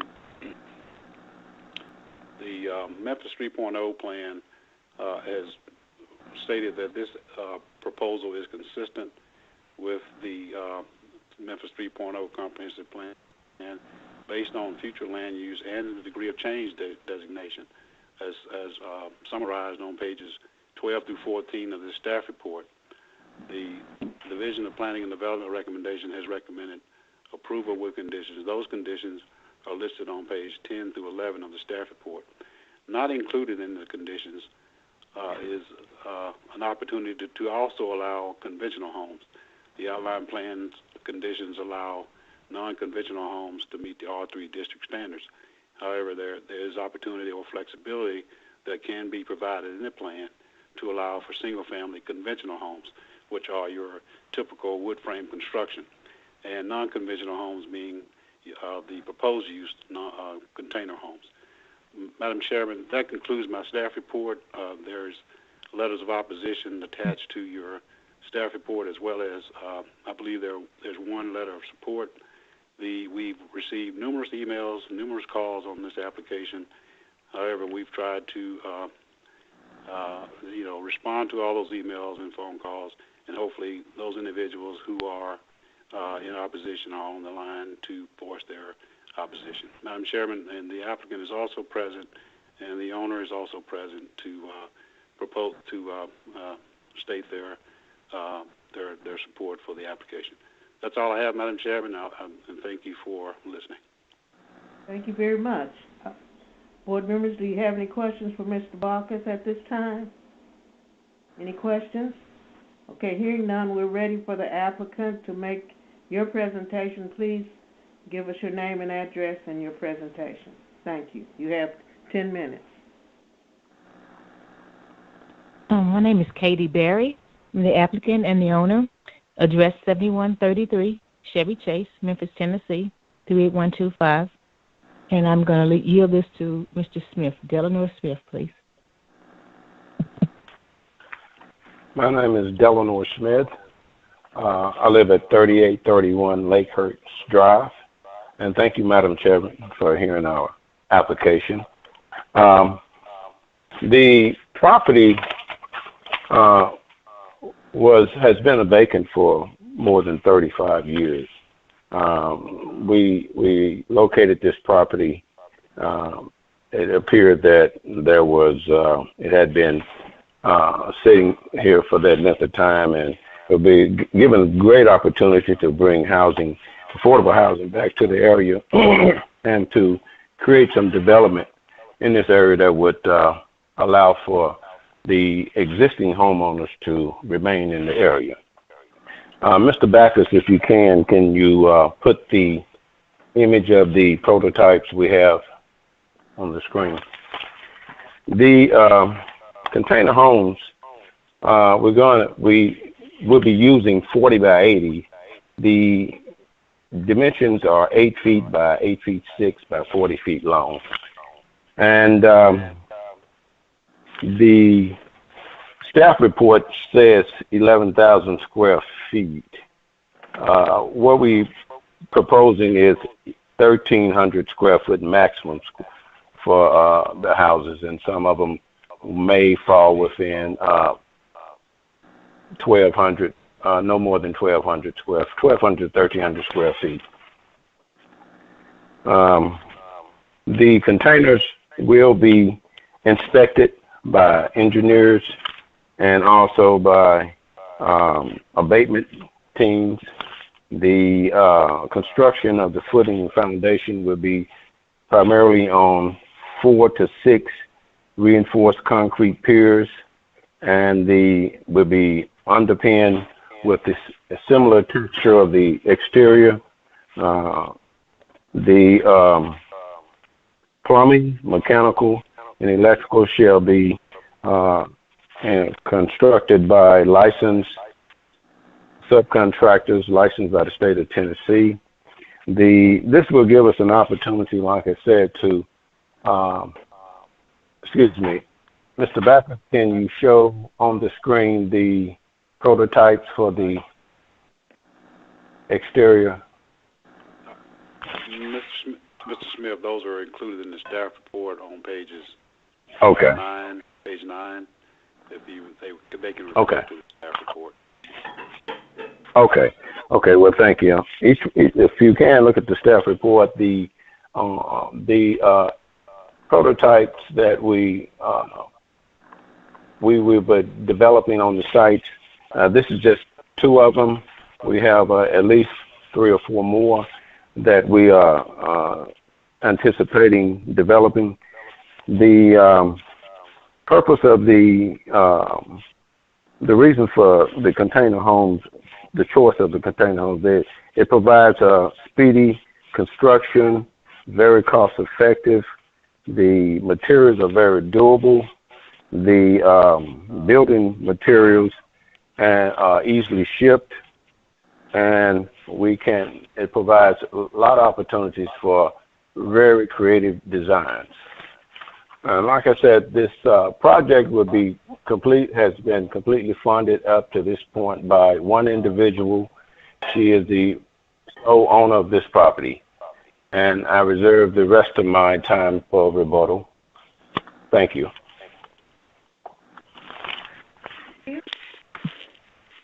Do we have any questions for the applicant this time before we hear the opposition? Any questions for the applicant, board members?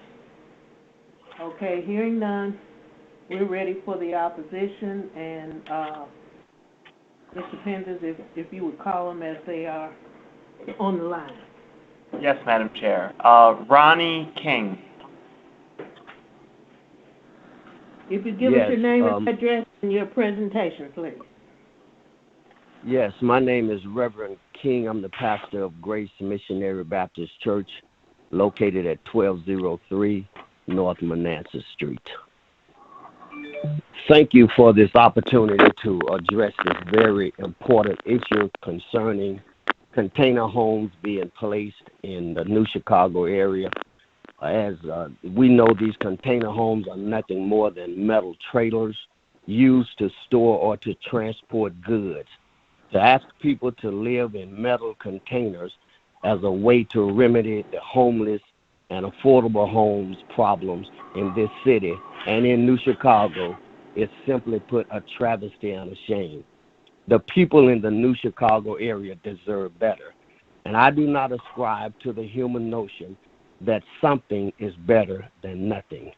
Also, since these containers were not built for the purpose of housing humans, the boxes themselves, are they going to be extensively insulated to alleviate the buildup of heat during warmer weather or to prevent freezing during colder season? The metal of the containers, we know it can be difficult and costly to insulate and to maintain the necessary insulation necessary, which could end up costing the tenants a very high utility bill. Then there's the toxic issue.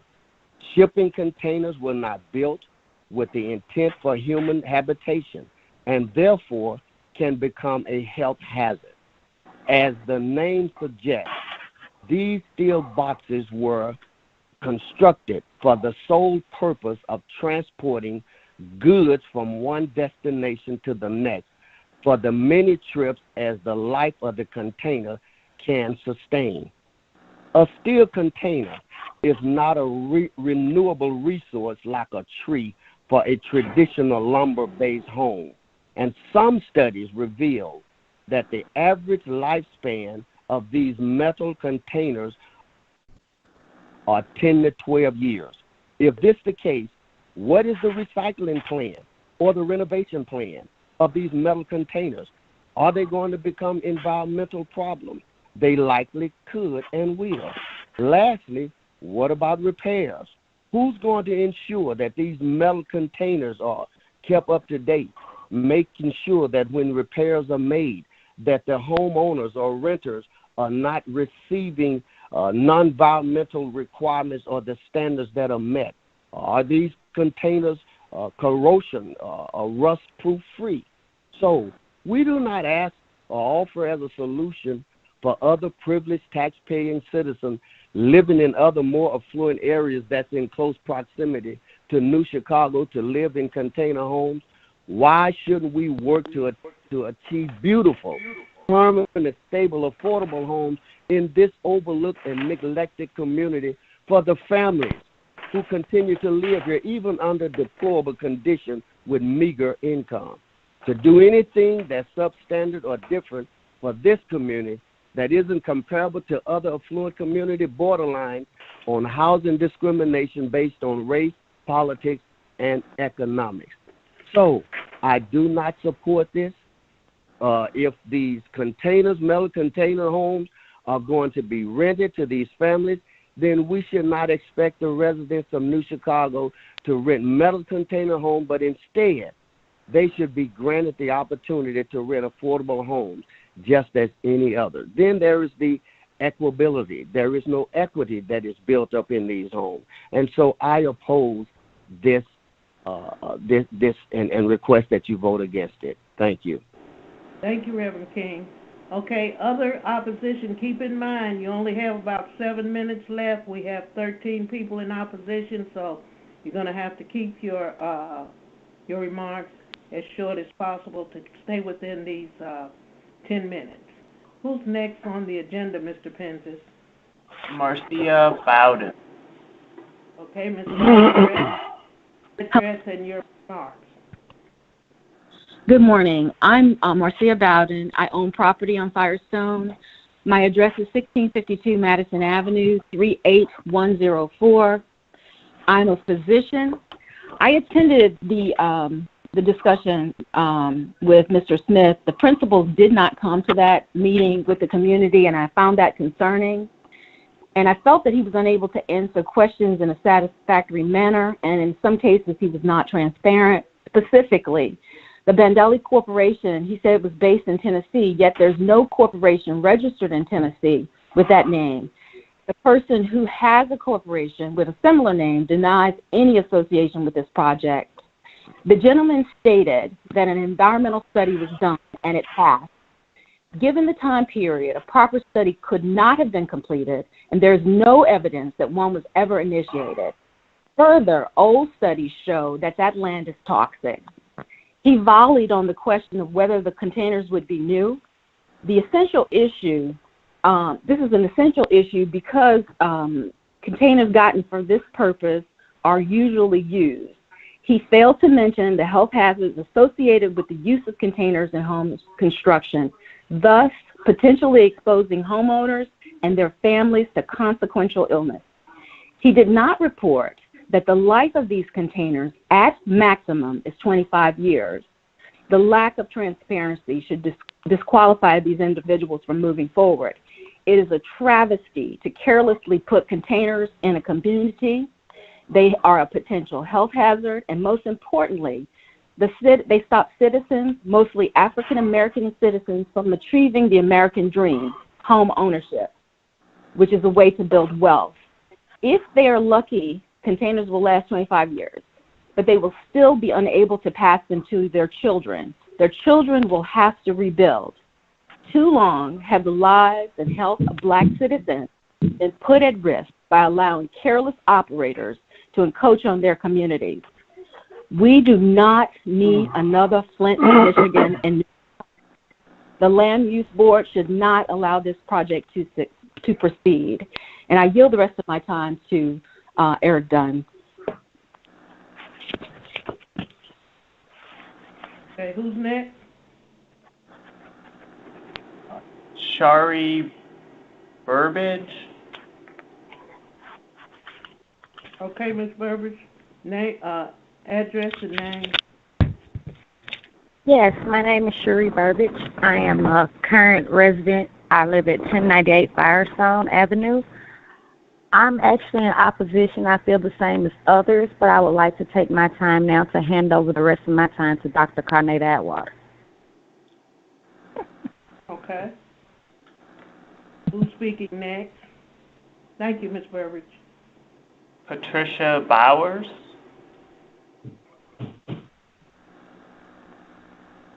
Ms. Bowers?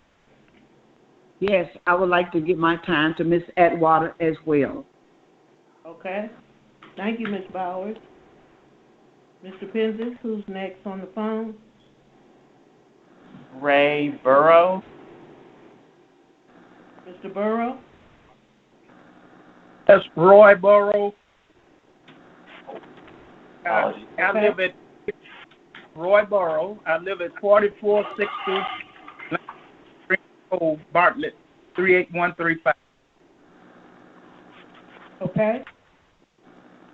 Okay, I would like to know, why are we always the experiment?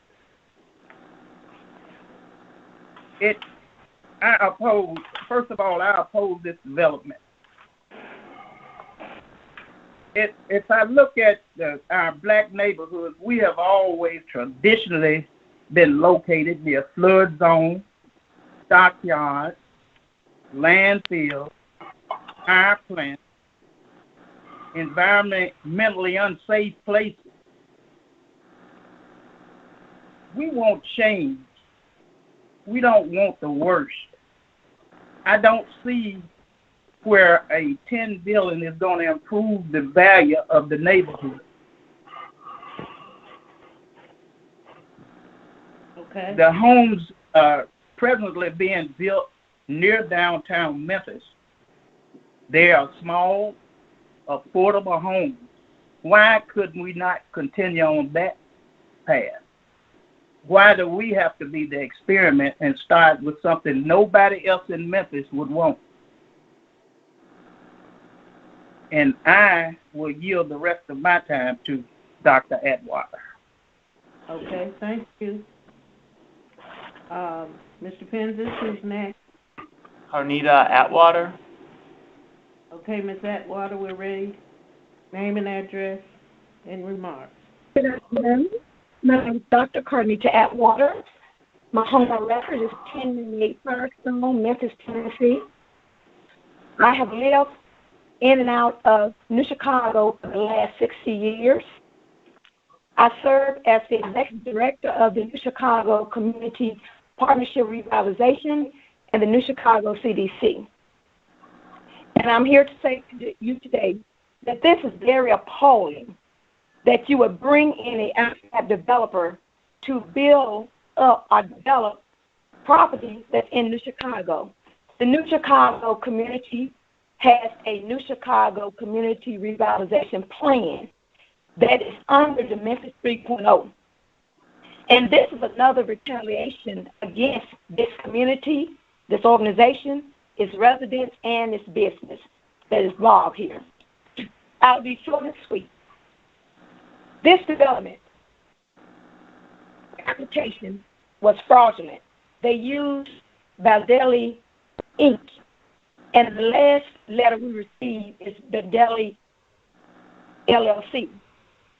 I made a call on February 2nd to the Tennessee Secretary of State, and they said there was no organization under that name.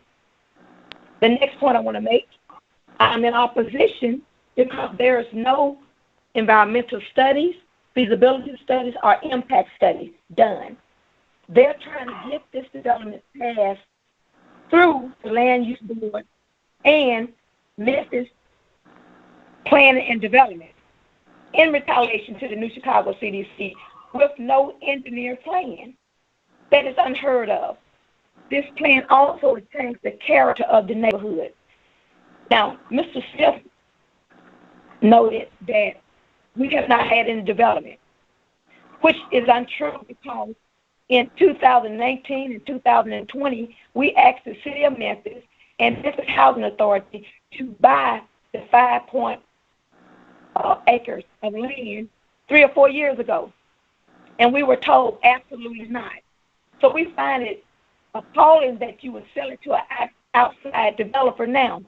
I listened to her address. She does not live in New Chicago. So why would you disrespect a whole community that wants to sustain their community with their development plan? Again, we have a development plan that is associated with the Memphis 3.0. So for them to sell this Madam plan, Chair, the opposition has 30 seconds remaining. Okay, Ms. Atwater, you have 30 seconds. Okay, thank you, ma'am.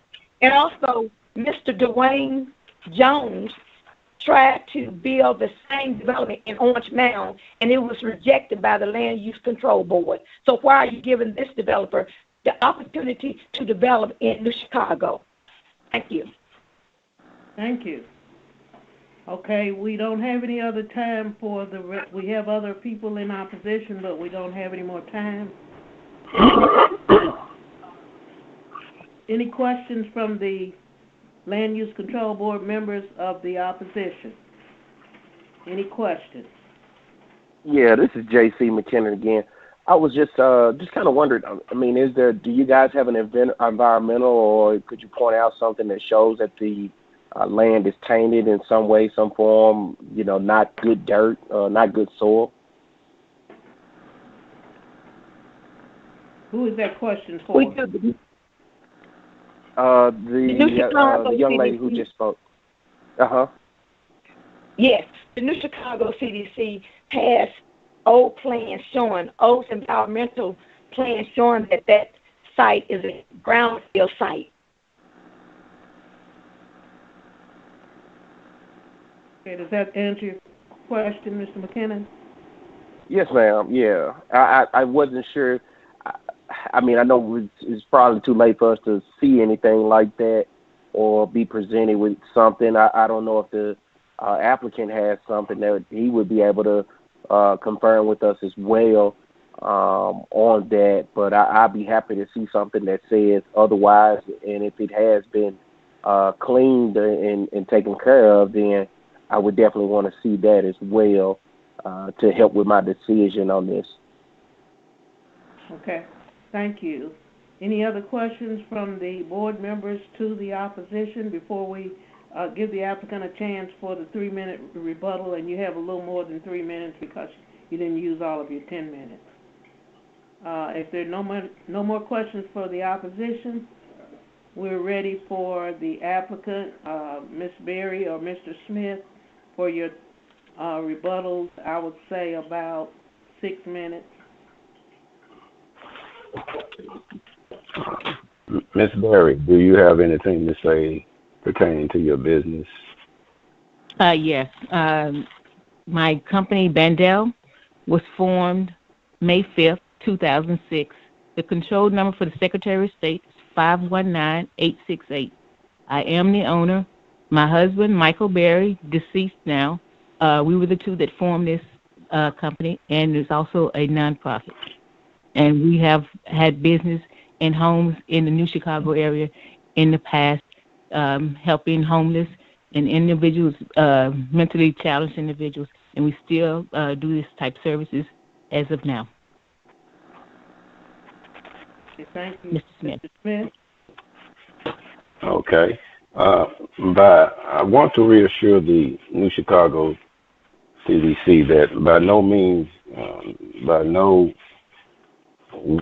will we try to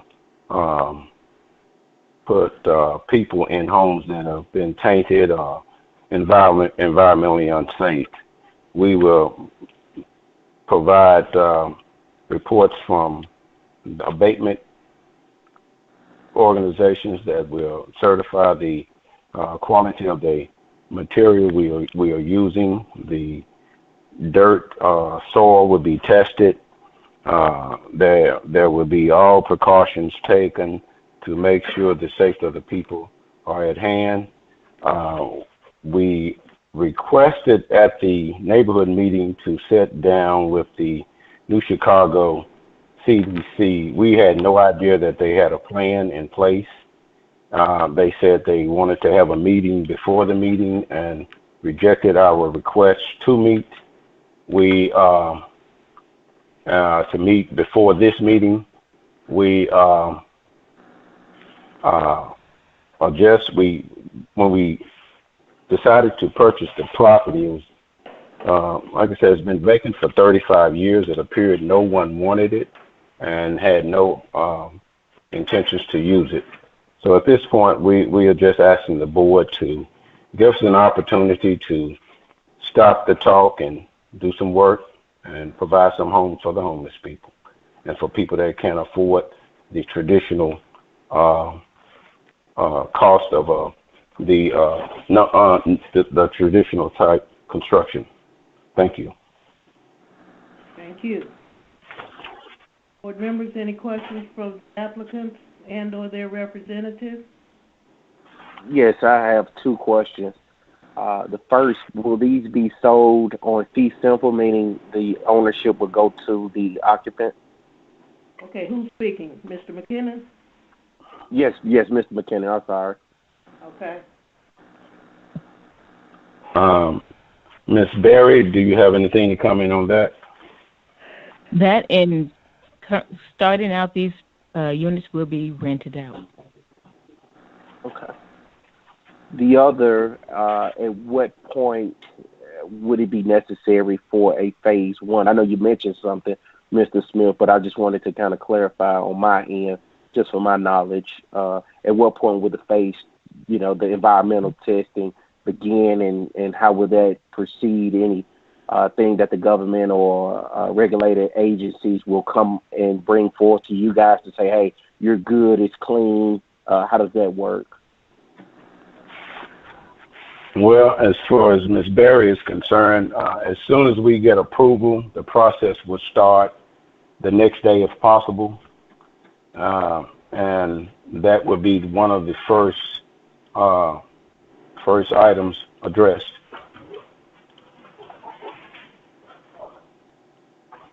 Okay, any other questions, board members, for the applicant or the opposition? Time before I close the public portion of the meeting. Any further questions? Okay, hearing none, I'm ready to close the public portion of the meeting. Dr. Pritchard. Agenda item number 11, PD 20-16. Move approval. Well, could we have a discussion between or is that coming? Yeah, you can have it now that we've made the motion.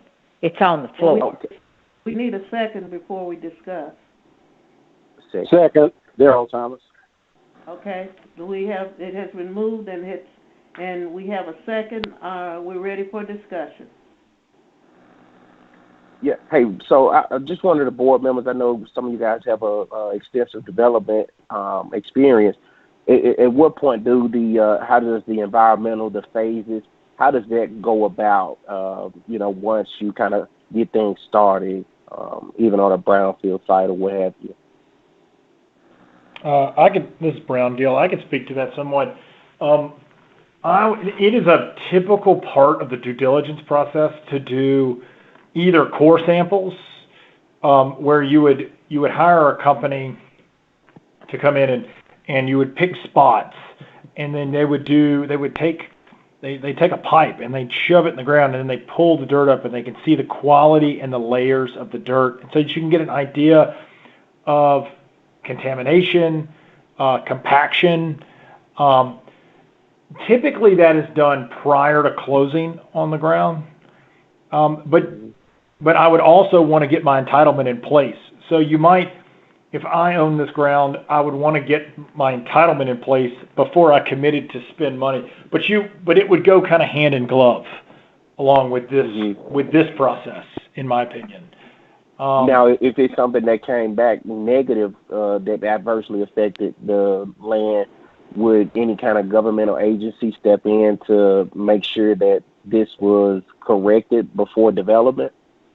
Yes and no. If it was a compaction issue, you tend to deal with that through your engineer, and you would then go to a more costly process like piers, where you actually create columns in the ground to support a structure if you decide to move forward. So typically, if it's a compaction issue, it would just raise the cost.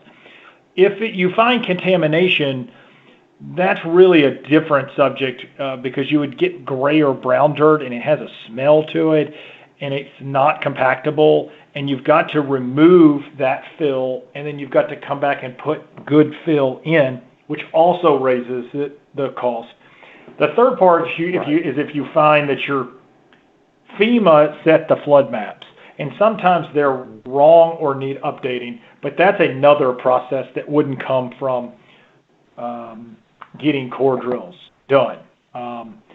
So yeah, there's not really a governmental process that kind of comes in based on what you might find based on the compaction of the dirt.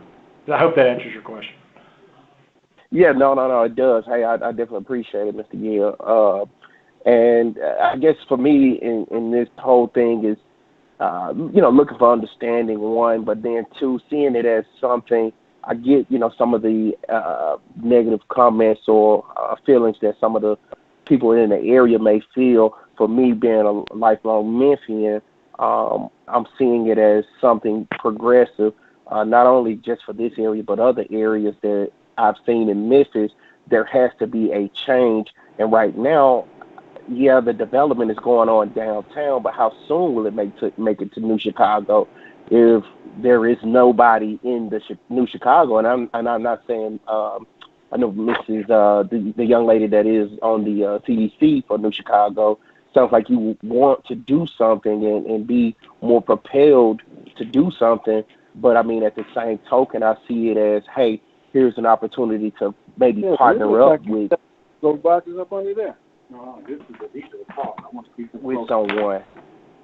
So, I would want to see a little bit more, even just concerning the brownfield and things like that. But I would, right now, probably abstain my vote from this. Although I do want to see this going forward, I would like to see something where Memphis pushes the envelope and challenges everything and everybody. And I'm kind of at a standstill at this very moment. I just want to think on this. So, just taking it all in right now. And that's all I have. Okay, thank you. Any other questions?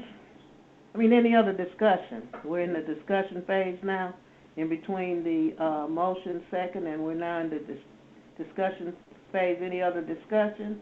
Is there any other discussion? Hearing none, I'm assuming we are ready to vote individually. Mr. Gill? No. Dr. Pritchard? No. Ms. Wilbanks? No. Mr. Tolles? No.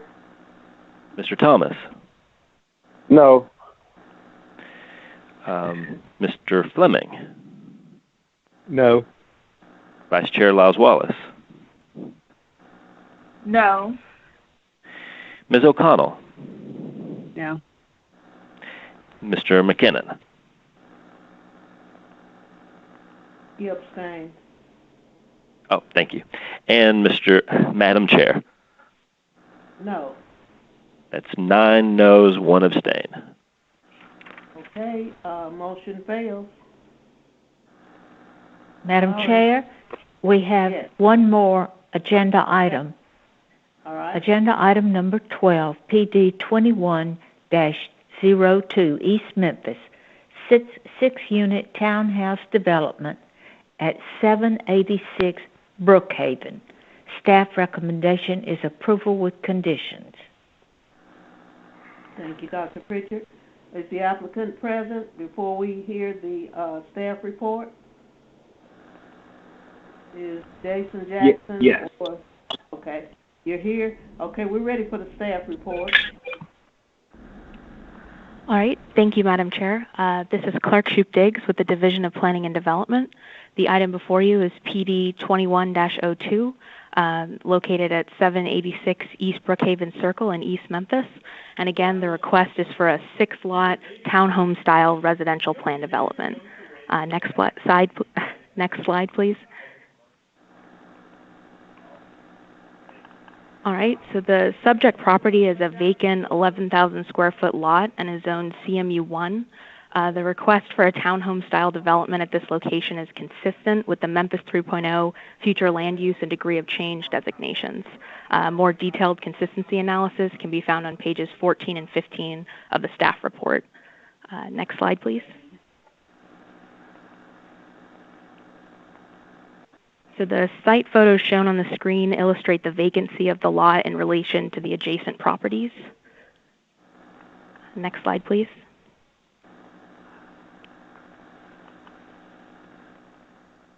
And the outline plan shows 6 lots ranging from 1,500 to 2,500 square feet in size with a 2-way east to west private access easement and a 48-foot height maximum. Access will be from Brookhaven Circle. Next slide, please.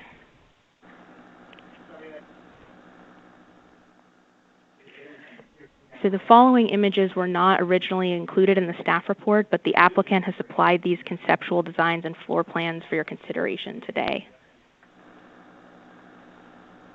Next slide, please.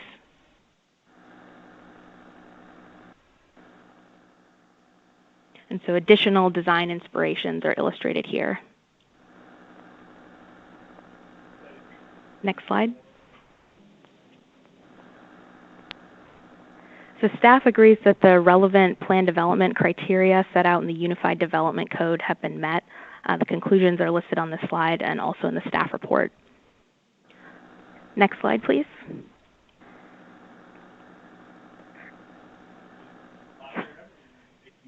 So staff recommends approval with outline plan conditions, and those conditions can be found on pages 16 and 17 of the staff report. That concludes my presentation, and I'd be happy to answer any questions. Thank you very much. Any questions for the staff? Okay, hearing none, I'm ready for the applicant. To make your presentation, please give us your address. Jason Jackson. I'm an architect with BRG3S Architects representing the applicant.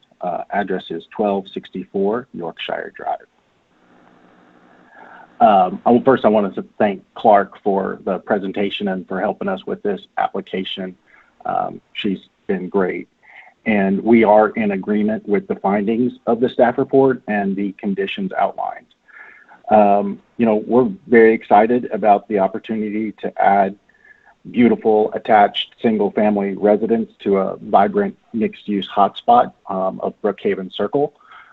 We do think it's the highest and best use for this particular property, and it adds to the vibrancy of this area. And I know we've all been on this call for a while now, so I'm going to keep it brief. I just want to thank the board for their consideration today. Thank you. Okay, thank you. Anybody else on the applicant side want to make a presentation? Okay. Any questions of Mr. Jackson from the board members? Okay, we are ready to hear the opposition. Dan Beasley, or Dakota Beasley? Yes, Dakota Beasley. Okay, can you hear me? Yeah. Okay, perfect. Okay. Okay, 6,000 Poplar, Suite 400, Memphis, Tennessee, 38119. My name is Dakota Beasley, and I'm here on behalf of Morteza Girani, who owns Marciano's Restaurant, located at 780 Brookhaven, which is right next door to this lot. Mr. Girani has easement rights to 22 parking spaces on this site from 11 a.m. to 3 p.m. every day. This parking easement was agreed to in 2006 between Mr. Girani and the previous owners of the lot. Upon looking at the plan submitted for this lot, there seems to be no plan to keep these parking spots. Mr. Girani, as a neighbor, cannot support this development without acknowledgement and a plan for his easement rights to the parking spots. Thank you. Thank you. Is there any other opposition? Pfeiffer Wood? Wood Pfeiffer? He was on the line earlier, but he's no longer here. Okay. Any questions for the opposition from the board members? Okay, hearing none. Mr. Jackson, we're ready for your rebuttal. You have quite a bit of time. Thank you.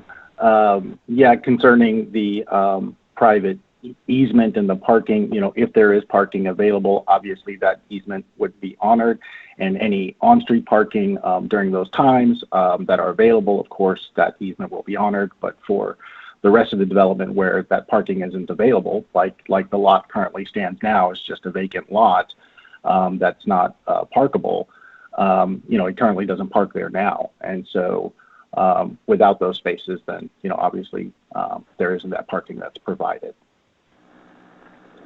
We do think that this is a lighter intensity use than typical commercial development, and that it doesn't add to the parking challenges that some of the other sites in Brookhaven Circle have. Thank you. Any questions for Thank the you. applicant? Any questions for the applicant? Okay, hearing none, I'm assuming we're ready to close the public portion of this meeting. Doing so, we'll go to Dr. Pritchard to present the motion. Agenda item number 12, PD 21-02. Move approval. Second. Okay, we heard a second from Ms. Wilbanks. Is there any discussion?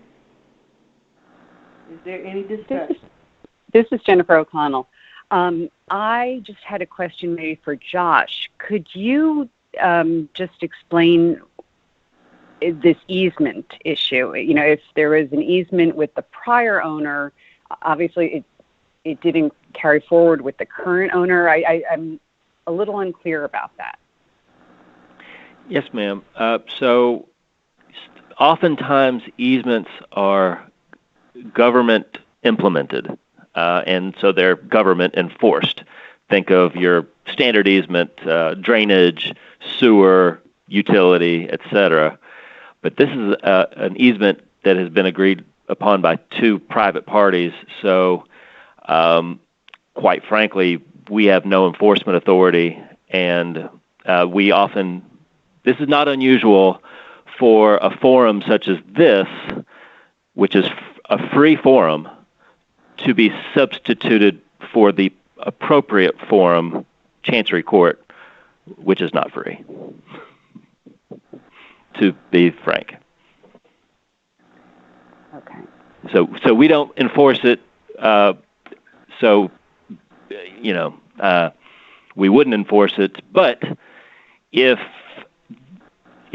the applicant has agreed that if it is there, they'll maintain it, or I suppose terminate it with whatever amount of money that would take through renegotiation, or drop the development proposal. But I guess that would be, as Lou Wardlaw once said, that is for a more sophisticated forum. Gotcha. So eloquent. Probably right. So I think that I like this proposal, but I agree it's a private matter that they're going to have to solve, which may kill their deal. And it doesn't have really anything to do with whether or not we like or dislike this proposal.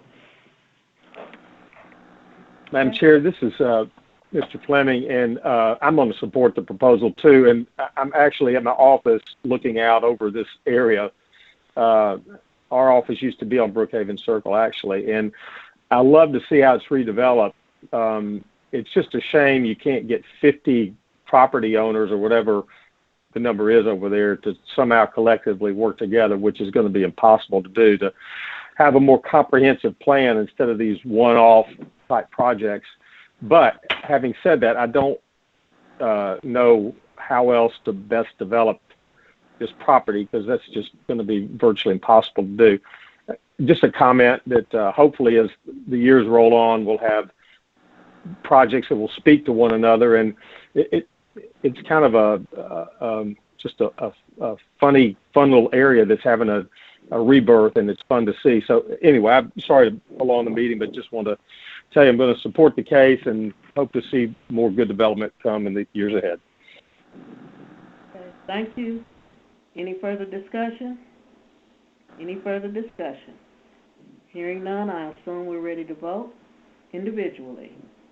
Mr. Whitehead. Ms. O'Connell. Yes. Dr. Pritchard. Yes. Mr. Thomas. Yes. Vice Chair Lyles Wallace. Yes. Mr. Gill. Yes. Mr. Tolles. Yes. Ms. Wilbanks. Yes. Mr. McKinnon. Yes. Mr. Fleming. Yes. And Madam Chair. Yes. That's 10 ayes.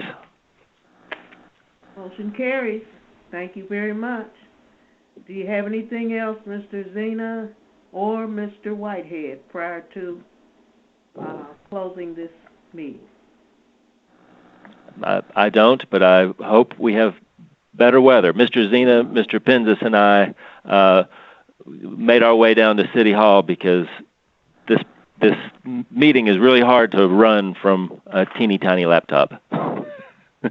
So I'm about to go home. Okay. Thank you, Madam Chair. Right. Great job, everyone. Yeah, Thank thank you. you. Thank you, Madam Chair.